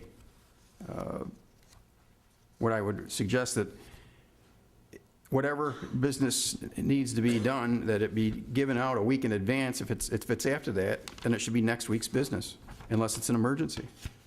So I think just to give the chance and opportunity to do any research, ask any questions, or engage any other individual of city staff on some discussion on it. I think that needs to happen. Quite often, some of these need either clarification or a little bit more definition, or in some cases, even more information. Council, let's do this a little bit differently. Is that a consensus amongst council that you would, going along with what Councilor Rozika is looking for, just a little, he doesn't want to do it, as he said, it does happen occasionally. I don't think it's a routine thing, it does happen. Does council want to change the suggested wording here? Do you want to work with it? What are your wishes? What was it prior to this? That's what it was. 3 days? Let's say, Three days or no later than 5 PM that We day. all make our suggestions, and then we'll narrow them down. Hang on 1 second, please, Councilor. Go ahead, Councilor. Yeah, I just was, if it was the same, I don't think extending time is going to make anything better. I mean, I think, as long as it was the same before, I thought that this was moving things up, and I could see Councilor Rozika's concern, but if it was the same, I would say keep it. it's hard to go yes or no. It depends on what it is. If it's a 30-page report, I could see that would be a problem, but if it's a handout with an outline on it, I guess you'd have to, that night, decide it's too much for us to look at 6 o'clock, and could we have another week? I think the staff does the best they can. If it's given to us that night, it's because it just couldn't get put together any Out of sooner. their control. Right. Councilor Camardo. I've had a problem with this since I came on council. Number one, I think with transparency and the public really having an idea what's coming in front of council, I'd like to see at least a week ahead of time. I know that I do a lot of research on the resolutions that are coming forward. I think it's very important that council does their homework, and 1 week is not asking a lot to come in front of council, so that everybody has some time to contact staff, any questions that may come up. And number one, I think the biggest thing is that the general public is aware of what's brought forth in front of council. And if there's an emergency and Doug can bring that emergency to the council, I have no problem on, responding in an emergency situation of a resolution. But I think a week should be sufficient for any matters coming in front of council in form of a resolution. But I would say on average, we get more, a week, if not more, on average. Most things Well, you do, we're but quite aware of. at least of the course of the 2 years that I've been here, it's happened, it has happened, and we've had to table some of them because they have come forward. I think if it's spelled out, Doug is realized that that's part of our rules, and there's got to be a cutoff date, and if they got to be sent out a week ahead of time. So the way I understand it, we're 2 and 2 at this point. Am I correct? Councilor McCormick and Cuddy want to stay the way it is? And Yeah, I think it's, I'm not trying to force in anything, Colin. I'm trying to make it easier for staff. And Councilor Rozika and Kamara would like to see a change. I'd like to see it 7 days, yes. Okay. I'd like to keep it as it is. We still have the ability to table something, which we do quite often because we do not have the time. Do we want to research it? So I would, I guess I'm the third person to say just leave it as it is. If we have to change or table some of the paperwork or some of our actions, then we'll work in that regard. So I would say that it's 3 to 2 that we're going to leave it as is. Could I just do a Please. couple other things? Number one, thank you, Chuck, and Doug and Debbie who worked on this. I think it's very important that these rules are looked at, and we have certain rules that we need to abide by. Just reading in one section here, Chuck, it says should be the responsibility of every new seated council to review and update these rules and procedures every 2 years. So it does state that in our procedures that this should be done with a new stated that's council. the new language. Oh, this is the new language? Yeah. Okay, that's great. I appreciate that very much. And then just the last thing is, are we going to keep the recap on the agenda? That, we dropped the recap off the proposal, so. Yeah, and I was wondering if we could keep it on there so we keep issues current and, keep coming back to council. I know sometimes it's difficult to go over those things, but it keeps things moving along so we don't forget on some of the issues that we're on and they didn't get handled. And The recap, I agree, is very important, and I would like to see it with, and I don't know if it can be done with the new electronic system, with the Novus. That way we have in my mind, we would have a running list of everything that has been ever asked for in a recap, and whether it's been taken care of or not taken care of. Councilor Rozika asks quite often, what happened to recap? if we were to do it in the electronic agenda, we would have it there, and hopefully would have a resolution as to what a particular recap. However we work on it, I just think it's important that maybe be included. Counselor Cuddy. Oh, and I like that idea, but I don't know if it needs to be in the language of the rules and procedures as far as having a recap in there. If the electronic, if it's a live document that's always there, it's, you know, open up your desktop or the, you know, and it's there. I think it's also important that the you know, we as counselors remain vigilant on the issues that are very important to us. And I want to see, you know, again, like the recap may be helpful to some counselors, and, you know, I think, but I also think that, you know, the issues that are pressing to us, I would expect us to keep them in the forefront of the minds of our colleagues. So, I mean, you know, I mean, they could be helpful, but really we've gotten by without recaps the last few weeks, and, you know, I mean. It's not as much as a recap for us as the manager and staff. Counselor. The birth of the recap. The recap was born because the mayor at the time was wanted to do that, and that mayor did do that, and that's why there was a recap. They followed up on it themselves, and they took the recap and followed up. They tracked it, they did it. It just kind of fell, it just kind of crawled along and kept coming and grew into this, whatever it is now. The current city clerk has started to incorporate into other business more detail than the recap that the previous city clerk did. Bless her heart. So there's a lot of information in our other business of our minutes that staff, believe me, I know, when I did the recap, they wait anxiously by their coffee in the morning to see the recap, to see what we came up with the night before. And they're right on top of it as far as follow-up, if possible, knowing that that those are things that council is looking for us to get done, or whoever I am tonight. So I think with the other business and the minutes the way they are, I think it's just one less thing. If the city manager had an assistant or a secretary that could help follow up on stuff like that, that would be great. Maybe that's something, but right now I think the use of time is so important, and I think that if I have something I would like to see done, I'm going to follow up on it. That's my opinion. I think the recap is important. I do. I think whether we call it other business, we call it recap, whatever the terminology, to me, that's immaterial. But I do believe, as a former staff person, we would count on Friday morning if we were involved in recap, we could count on being asked a certain question, as you said. Mm-hmm. I would ask the committee to go back and come up with some type of a plan, having all of our input so far as to how this could be, whether we call it the recap, other business, whatever we call it. Mm-hmm. But we need to communicate and to keep that open until we come to a resolution on any of the items. So, Counselor. Yeah, I mean, again, like other businesses, I mean, it's very, I guess, very detailed. I know that, you know, there was a amendment or at least a note by Councilor Camardo about last week's minutes, but I would say for the most part, it's very detailed. No disrespect to former city clerk Councilor McCormick, but I think that, you know, that kind of really addresses, as long as our city clerk is being meticulous in his accounting of what we're saying in other business.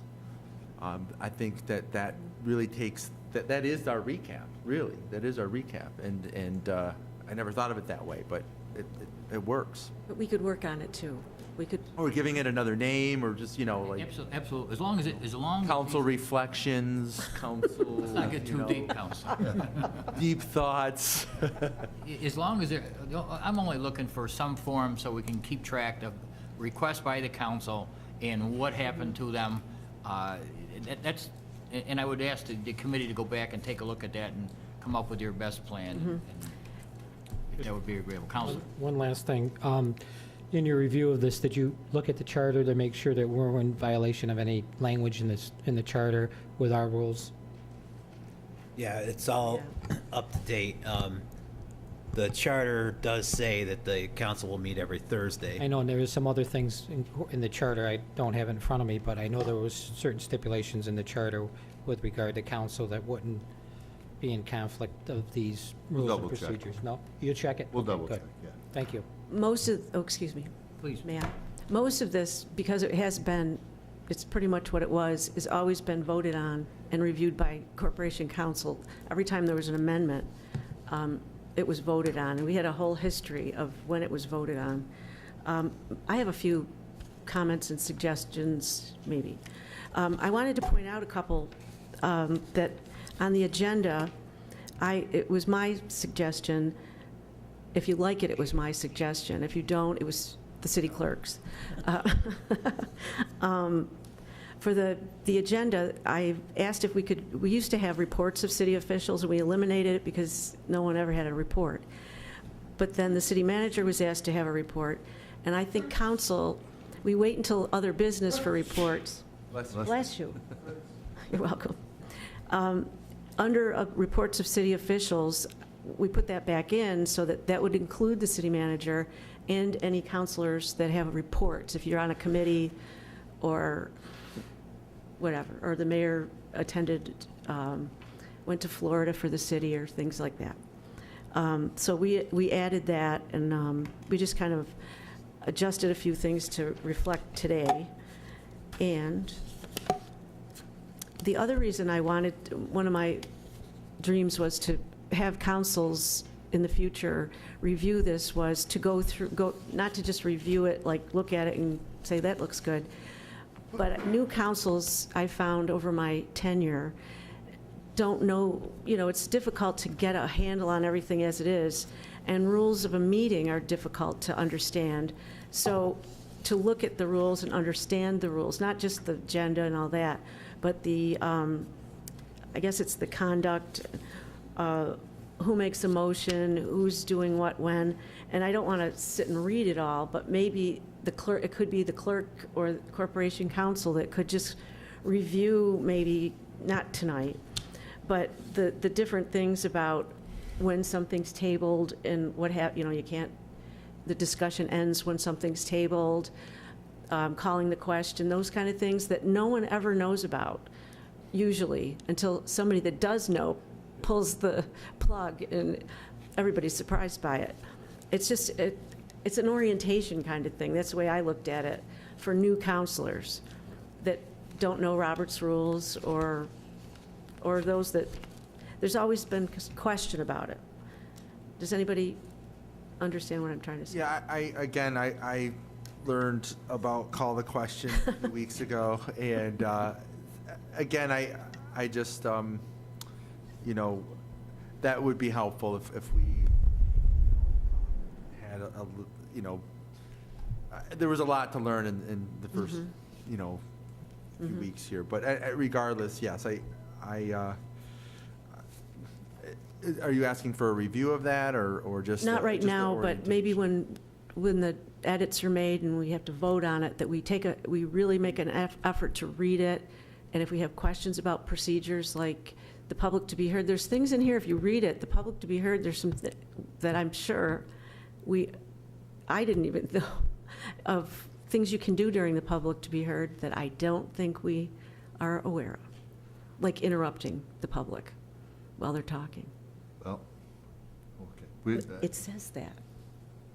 Should we read those every week, though, don't we? Not all the me? rules. Don't we no. read the rules for the public to be yes. heard? Oh, yeah. And we read an abbreviated version Yeah. of it. And I mean, we rarely interrupt people except if they go off base or become outside the scope of what the rules are. And Counselor, in reference to the procedures, if we put the Robert's Rules of Order in here, it'd be 300 pages. Oh, I know that. But there is an outline of the manner in which the meetings are being conducted, and perhaps it might be a good idea when new people come on that there be a meeting with Corporation Counsel or clerk and to review how meetings are conducted if they are unfamiliar with it. That would be good. It says refer to the Corporation Counsel in here, who is the parliamentarian for the meeting. There's just, the basics are outlined in here about tabling things and what happens if, to reconsider that type of thing. But it just, through the years, people were so confused by it, and it's right here in the book. So I just thought it would be a good idea to do that. That's all. Anyone else? Counselor Cuddy? Are we on to other business, or? I'm good. If the committee's understood where we're coming from, and if there's no further questions, I would, by all means, Counselor Riziki, you're good where we with that? Thank you. Go ahead, Counselor Cuddy, please. Okay, I just have something I wanted to bring up, and this is, just to kind of get us prepared for next week, and I've extended to the public my concern about the bond ordinance, and we are in over a month in this issue. And I think it's important for the people of Auburn to get a sense of where we are as a council on this issue. Seems that each week there is something else that stalls the inevitable need to pass a bond ordinance for our water supply. Some of my colleagues never appear to be satisfied with the array of scenarios and facts that need to be addressed in a timely manner. They continue to ask for the very things they are provided: more time, more numbers, yet nothing is ever followed through. To bond for long-term infrastructure, which is standard operating procedure in every municipality across the nation, now this is being challenged with hunches, feelings, and beliefs. Why is it that over the last 2 years, every bond ordinance has passed with an overwhelming majority, either 5-0 or 4-0? The people of Auburn deserve to know why the change in plan. Why is standard operating procedure being questioned without good reason? Why could we so easily bond for $4.9 million for the failed cogen plant, but our drinking water is subject to scrutiny for $3.4 million? Both bonds will save taxpayers money in the long run, but only one is a public safety issue and is essential to attracting future economic development. It is my intent to get on the record where my colleagues stand on the water infrastructure repairs. We have stalled long enough. I spent the last week looking over our capital improvement plan, which is a 5-year plan, 2013 through 2017. Besides the $6.7 million needed for water projects over the next year, we are planning for approximately $30 million worth of capital projects over the next 3 years. The capital improvement plan explicitly outlines how we intend to fund these. The 3 standard ways to pay for these projects are bonding, state and/or federal funds. Our professional staff has provided the council with a concrete plan to follow over the next 2 years. So, in the face of $30 million, there is not much difference between $150,000 and $1.5 million. One is 0.05% of $30 million, and one is 0.5% of $30 million. And there is a backlog of projects that are in line for the bond season, and the bond ordinances attached to them. At this time every year, we have been way ahead of where we are right now. We cannot postpone any longer. We need to act as a council for bonds to be issued in good faith. All of a sudden, self-induced confusion, befuddlement, and suspicion seem to be the currency of why necessary projects are tabled. I do not want to continue with this lack of clarity. I do not want to continue with this lack of governance. I've reached across the table several times. The people of Auburn know where I stand. It is time for the people of Auburn to hear the rest of where the council stands. I'd like to hear from my fellow council members to see how we can make this work. Now, we know that we've tried several times to bond for $3.4 million. I believe that that is the best way to pay for these water upgrades. Last week, we were, or prior to last week, we were given water fund analysis and projections. Now, although this presentation was not given, it was to be given if the bond ordinance was still on the table, so we would have seen this. But I do want to say that this here, I believe, answers some of the questions that Councilor Camardo wanted for next week, and does give an accurate idea of where we are, and gives us some very feasible scenarios.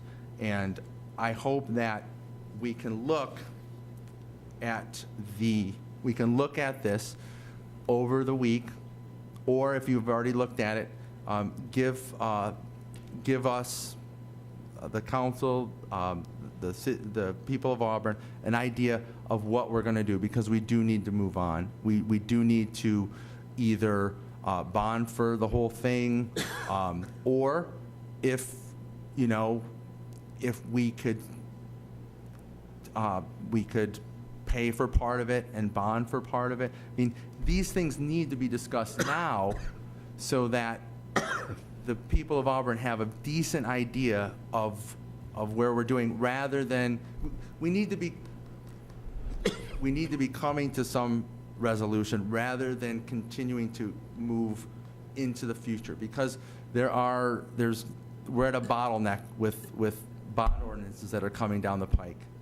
And, this is the most important bond ordinance that I see for the whole year, which is why I think it's the first one, and which is why I think we need to at least have a sense of where we are on this. So I personally would like to bond for the whole thing, but I think, there's obviously room for discussion.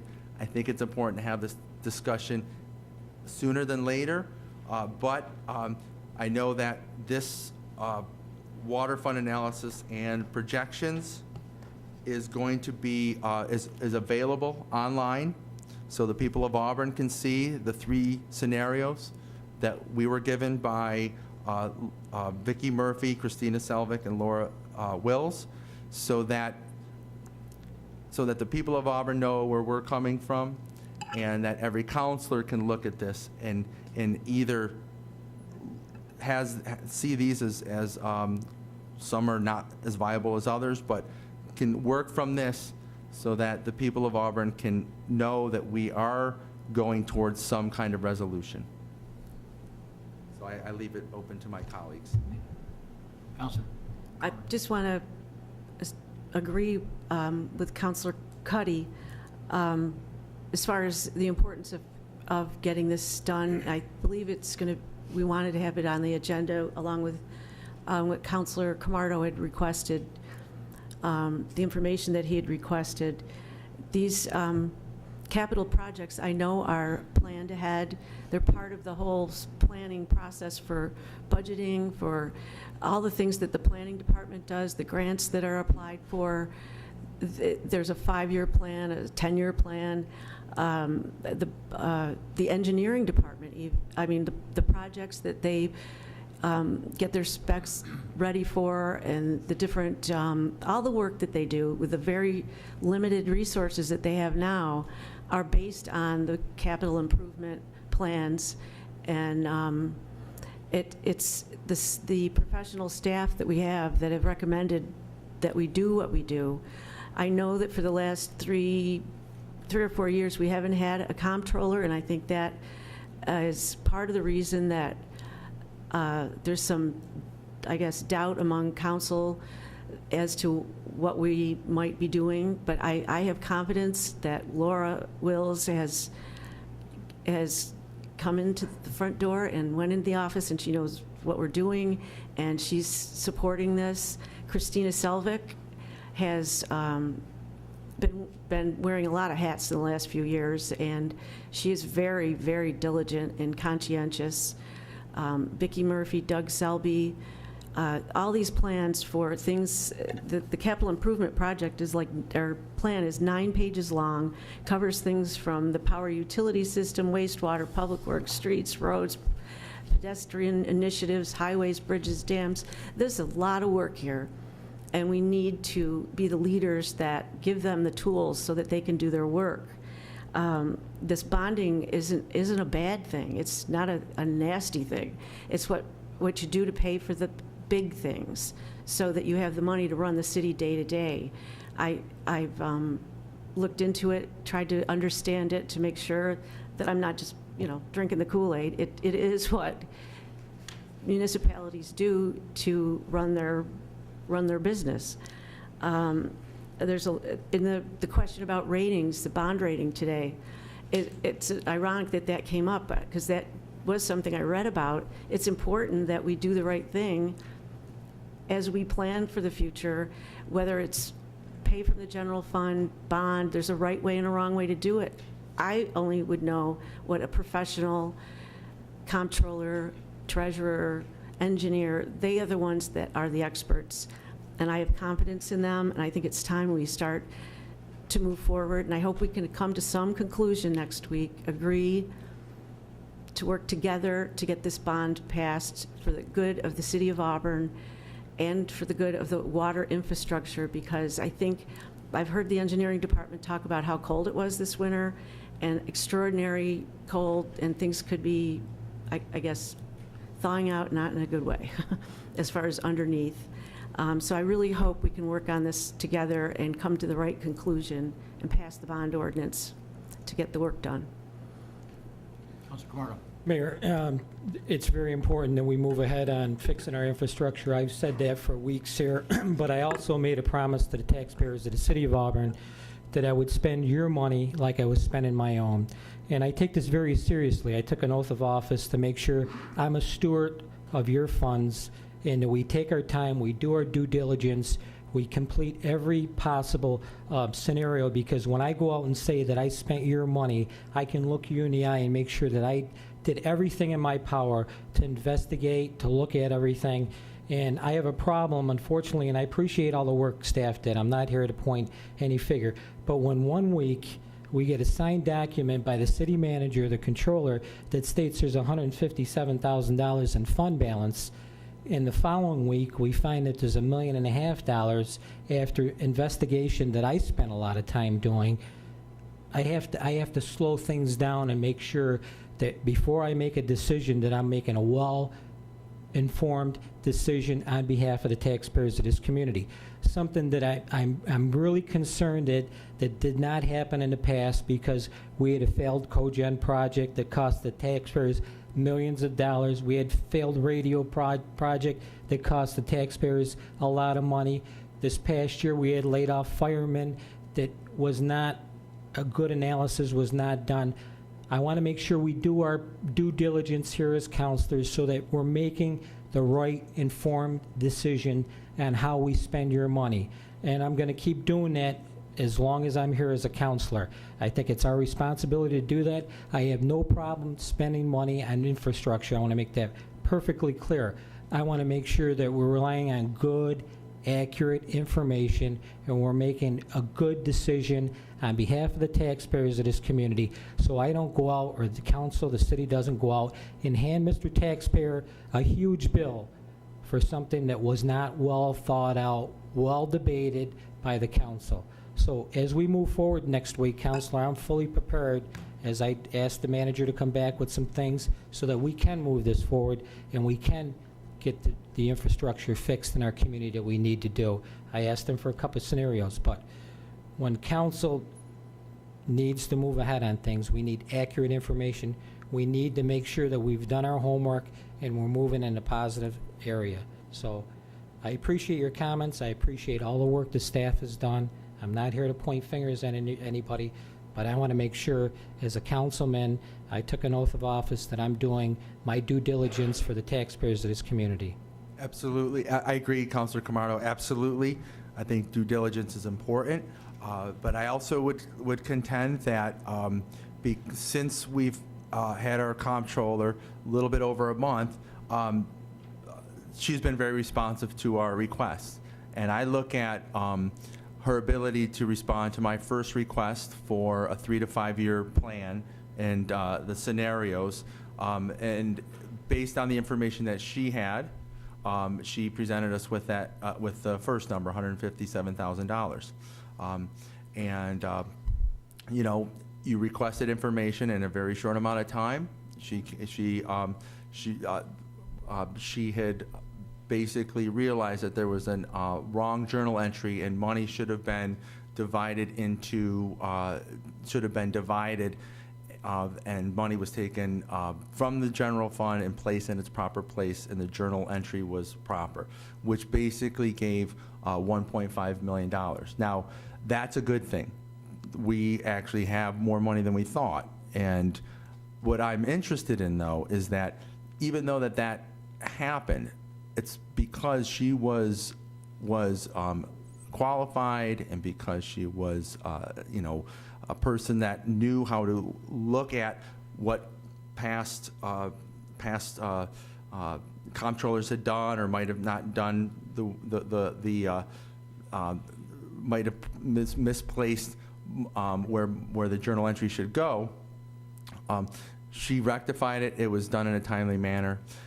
But that is not, to me, as important as the fact that this bond ordinance needs to pass. Not only does it need to pass to secure safe drinking water for Auburn and an engine for economic development, it also needs to pass because we have a litany of bond ordinances that are coming down and that need to be voted on.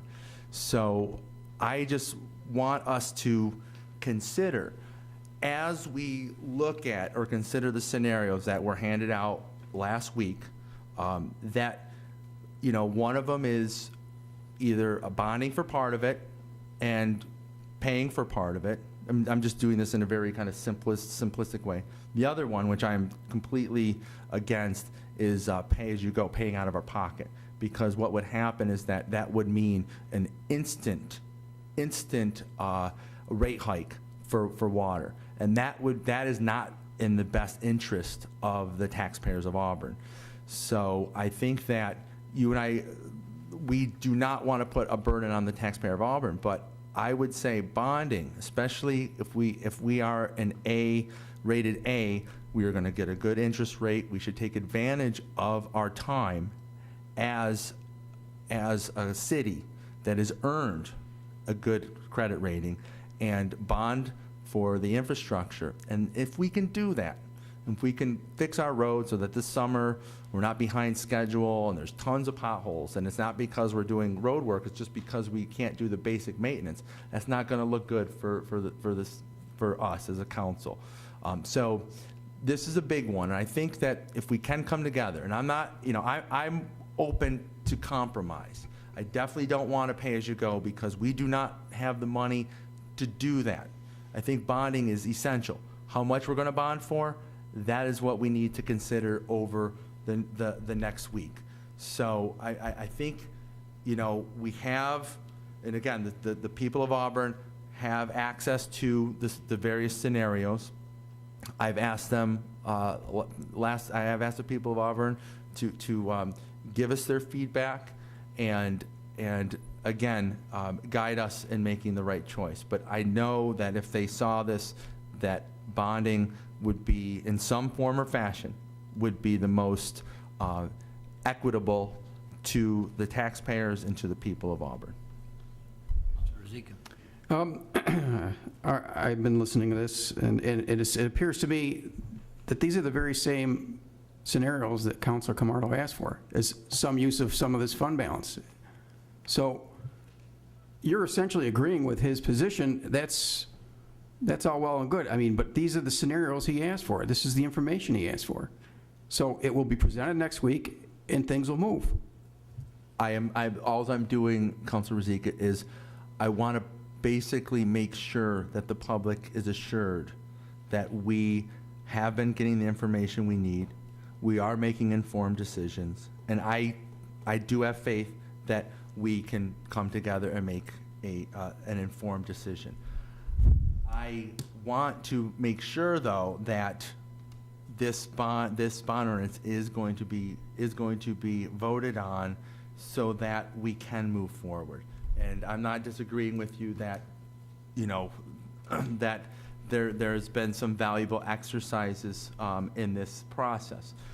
But I also want to let you know that it's important that I'm interested in the public knowing where we're coming from, why we're doing what we're doing, and that it shows that we can work together.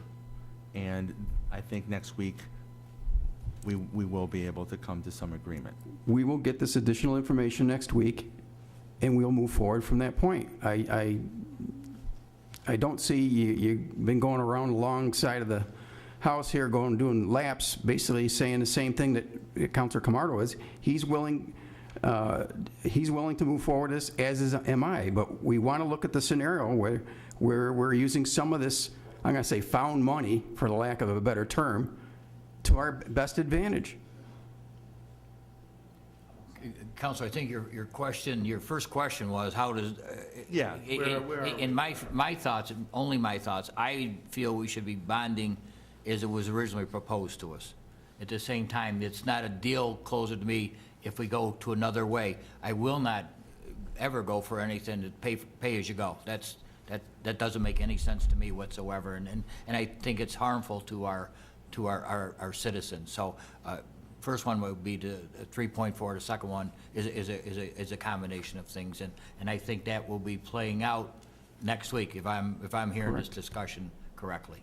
So, so I think I answered two of your questions. I appreciate that. Yeah. Anything else in regards to that? Oh, not that, no. Are we square with this, Council? Please, Councilor McCormick. I have just two things. First, I want to congratulate Mayor Quill and City Manager Selby, along with the county manager and the county chair, and Andrew Fish, the executive director from the chamber. I attended the State of the City today, and it was a really wonderful program. And I wanted to ask if you knew if it was going to be aired on, someone mentioned it could be on Time Warner. Is that possible? No? There was a Time Warner reporter there who interviewed both myself and Mr. Chapman. I don't know who else. Oh, is it Time, oh. But he said he had to get back because he had a deadline or what. Okay, so it was Channel 10, not like Time Warner No. or Arma. It wasn't Arma. News 10 or whatever. Okay. I believe it is, so. All right, well, if it's, it was a really good, the explanation about where our tax dollar goes and how they're spent was very interesting and very informative. And the other thing I wanted to do was congratulate our capital improvement plan manager. Christina Selvick was recognized today publicly by the city manager for, I guess, outstanding employee. And she's, again, I know she still does wear many hats, and she's a very diligent, hardworking person, and she's outspending her bonus. No, I'm kidding. Terry believes me. She didn't get a bonus. Excuse me, Counselor. I'm sorry. Well, and on a serious note, my other item is Saturday, we talked about several of the budgets, the civil service and the historic sites and the bid budget. And we got into quite a discussion about that. And I've had a couple of business owners talk to me. They, I think it must have aired or whatever, about their concern that the rate for the bid district property owners going up. And I told them we were getting information about that. My personal opinion was that wasn't going to be a problem. Personally, I don't, they already pay property taxes and the bid rate in addition to that.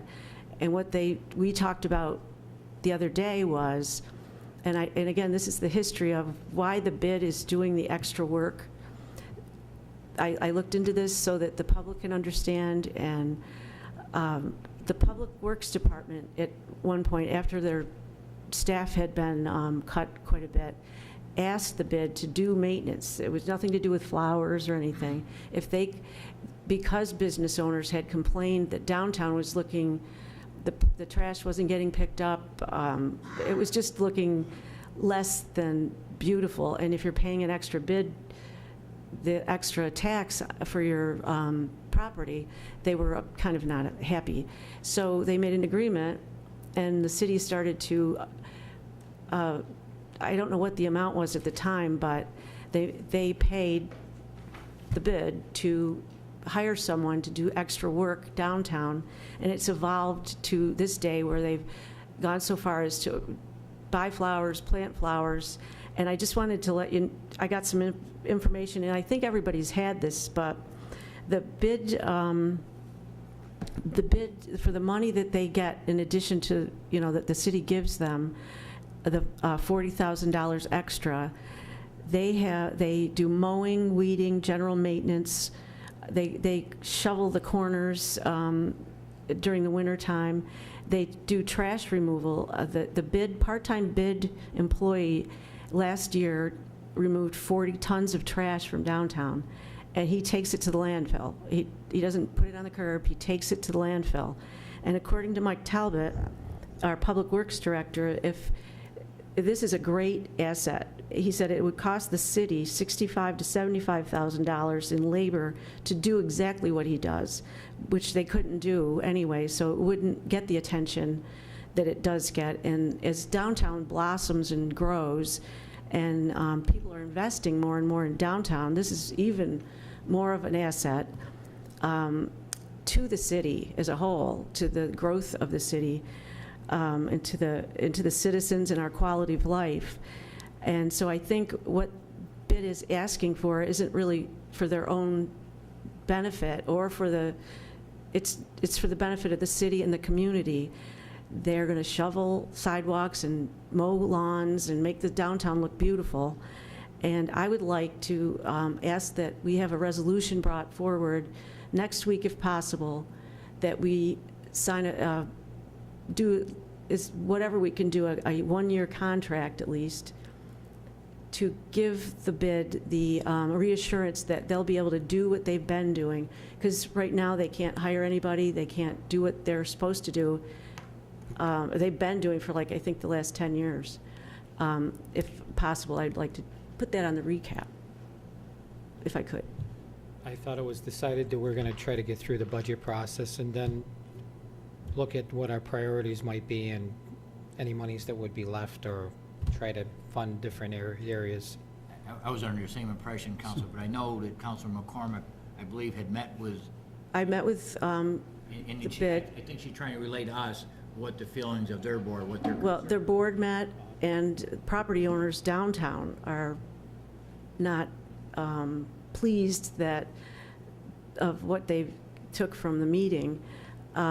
This is something that should have been signed last year, and it should be done. They're behind now because they don't have the commitment for the money. So I know that the budget, we did say that we kind of said that. I didn't. But I would like a resolution. We can vote on it. I talked to their board. I didn't talk to the board. I talked to Connie, and I told her I would ask for a resolution tonight to sign the contract so that they can hire someone. Otherwise, the city's going to be responsible for doing all the maintenance downtown, which Mike Talbot has said is they barely can take care of the streets and the roads that we have. Aside from that, downtown is, I think we need to continue doing what we started doing that before the Auburn Public Theater was there. It was an empty shell of a vacant building, and we were doing this. Now we've got people actually coming downtown, this is not a good time to stop maintaining downtown Auburn.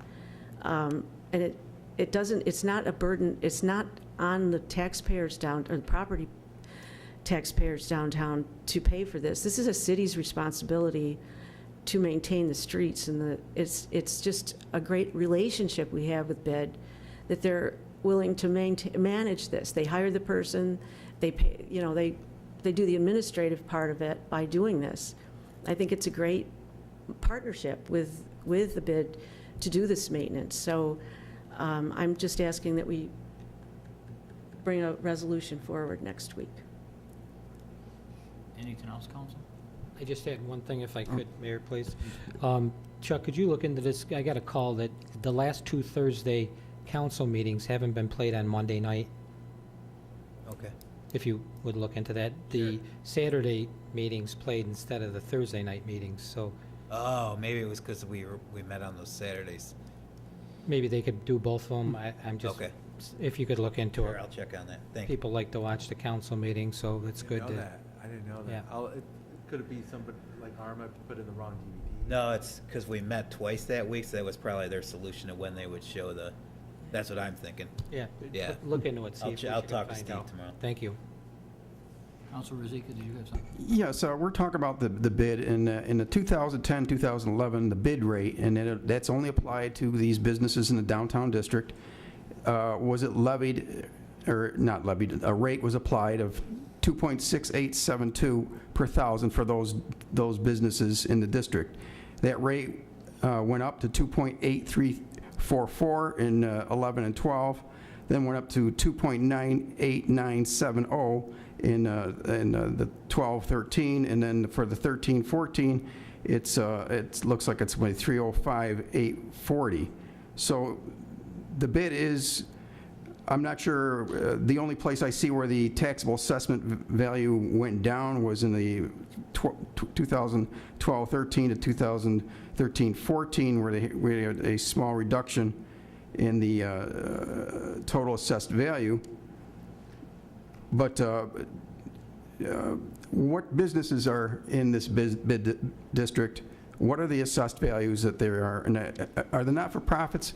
I understood that they were also levied bid taxes. I can't answer that. I don't know. Okay, well, what I'm saying is, it'd be nice to, and our Assistant Corporation Counsel sent us information on how this rate is, or how this levy can be adjusted. Obviously, if the city can't come up with the money, and they want to do this function, then they have to look at what they levy. I mean, the city is in a financial pinch. We've got other boards and commissions that each would like to get their share of this pie. We can't throw everything at any one of them. I think we need to see how the budget cycle goes through and see exactly what we can do for each one of these boards and commissions. I understand it, where she's coming from. I know it's a great service, but we're in a bind here. So I think it really needs to wait until we go through the budget cycle. She's funded till June. I understand the problem she's having, but unfortunately, it's not just the bid that's suffering here. It's the entire city as far as what the financial situation we're in. So I think the resolution for that needs to wait until after we go through the budget. Excuse me. Council. I just want to clarify, if I understand Councilor Rozika, the bid property owners pay property tax. They pay an additional levy on top of it. Right. Mm-hmm. So they pay extra tax Mm-hmm. already, and you want that to be increased so that they can get their lawn. If we can't pay for it, and they want it, where's it coming from? These are the businesses that are investing in downtown, that are building, investing, improving, rehabilitating, and they're retail businesses that are drawing people into the city and creating sales tax. These are the people you want to increase their taxes. Is that what you're saying? I am saying that if we need to do this, and it's wanted by, and it's a desirement, and we can't afford it, where's the money come from? We don't have to do it. We can just not do it, and then, Okay, then we just, if that's the only reason she's asking for this is so she can do this. well, I've asked for a resolution, and you don't have to vote yes on it. I support Councilor McCormick. I see it as a value. I see it as a money saving. As Mike Talbot said, it would cost more money to have somebody full-time to do that. The partnership relationship has already been established. I will support Councilor McCormick's resolution. Anything else? Councilor McCormick, thank you for the very kind words in regards to the state of the city and county. But to be quite honest, the staff put the program together, and especially Jenny and Renee. They really worked very, very hard. Fortunately, Doug and I were the pretty faces. That's right. Who were allowed to present that. But How could I staff miss always that? makes all of us look good. But thank you for that. So it's in my mind, it's one of the toughest presentations every year to do that. But it was. You get better every year, too. I look back at the other years, it wasn't so good. Anything else, Councilor Cuddy? Yes, Susan Rosinko, who was here a few weeks back, wanting the council to support the Compassionate Care Act. I would like to propose, I know she's been in contact with some of us, if not all of us. I'd like to see some resolution drawn up to show Auburn support for the Compassionate Care Act. I know it's going to be voted on in the state, and here we have a constituent, Auburnian, that has been an advocate going to Albany for this issue that's very important to her and important to a lot of people in this state. So, thank you. Such an austerity budget here, we're sharing a pen back and forth, so things are tough. The last thing I have on, and then back to council, on Monday evening, Councilor Cuddy and I met with a small number of county legislators, Democratic county legislators. There is no, in their minds and in mine, there is no flavor to renegotiate the radio contract. We committed to that. I would like to see that as a resolution, hopefully next week, to let's get that paid. If we do need a resolution in that regard, or we just pay it, whatever the mechanism is needed, let's get it and get it done. We owe them the money. We agreed to it. Let's move this forward, please. Anyone else? Request for executive session? Or I don't want to skip the recap. Are we doing a recap? No. You don't want to get in trouble, huh? Do we ever? Details will be in the minutes, very well. I have a personnel issue for executive session, please. Matters leading to the appointment of a particular person or corporation. Very good. So And also a request for an update on collective bargaining. and I have a personnel issue also for executive session. All right, and I would have a personnel issue. I'm not sure if it's the same as Mr. Camardo's, but mine will be very brief. So at this time, I entertain a motion for executive session. Councilor Camardo, seconded by Councilor Cuddy. Clerk, if you call the roll, please. Councilor McCormick? Aye. Councilor Camardo? Yes. Councilor Cuddy? Yes. Councilor Rosika? Yes. Aye, we'll be in recess for executive session. I need to go.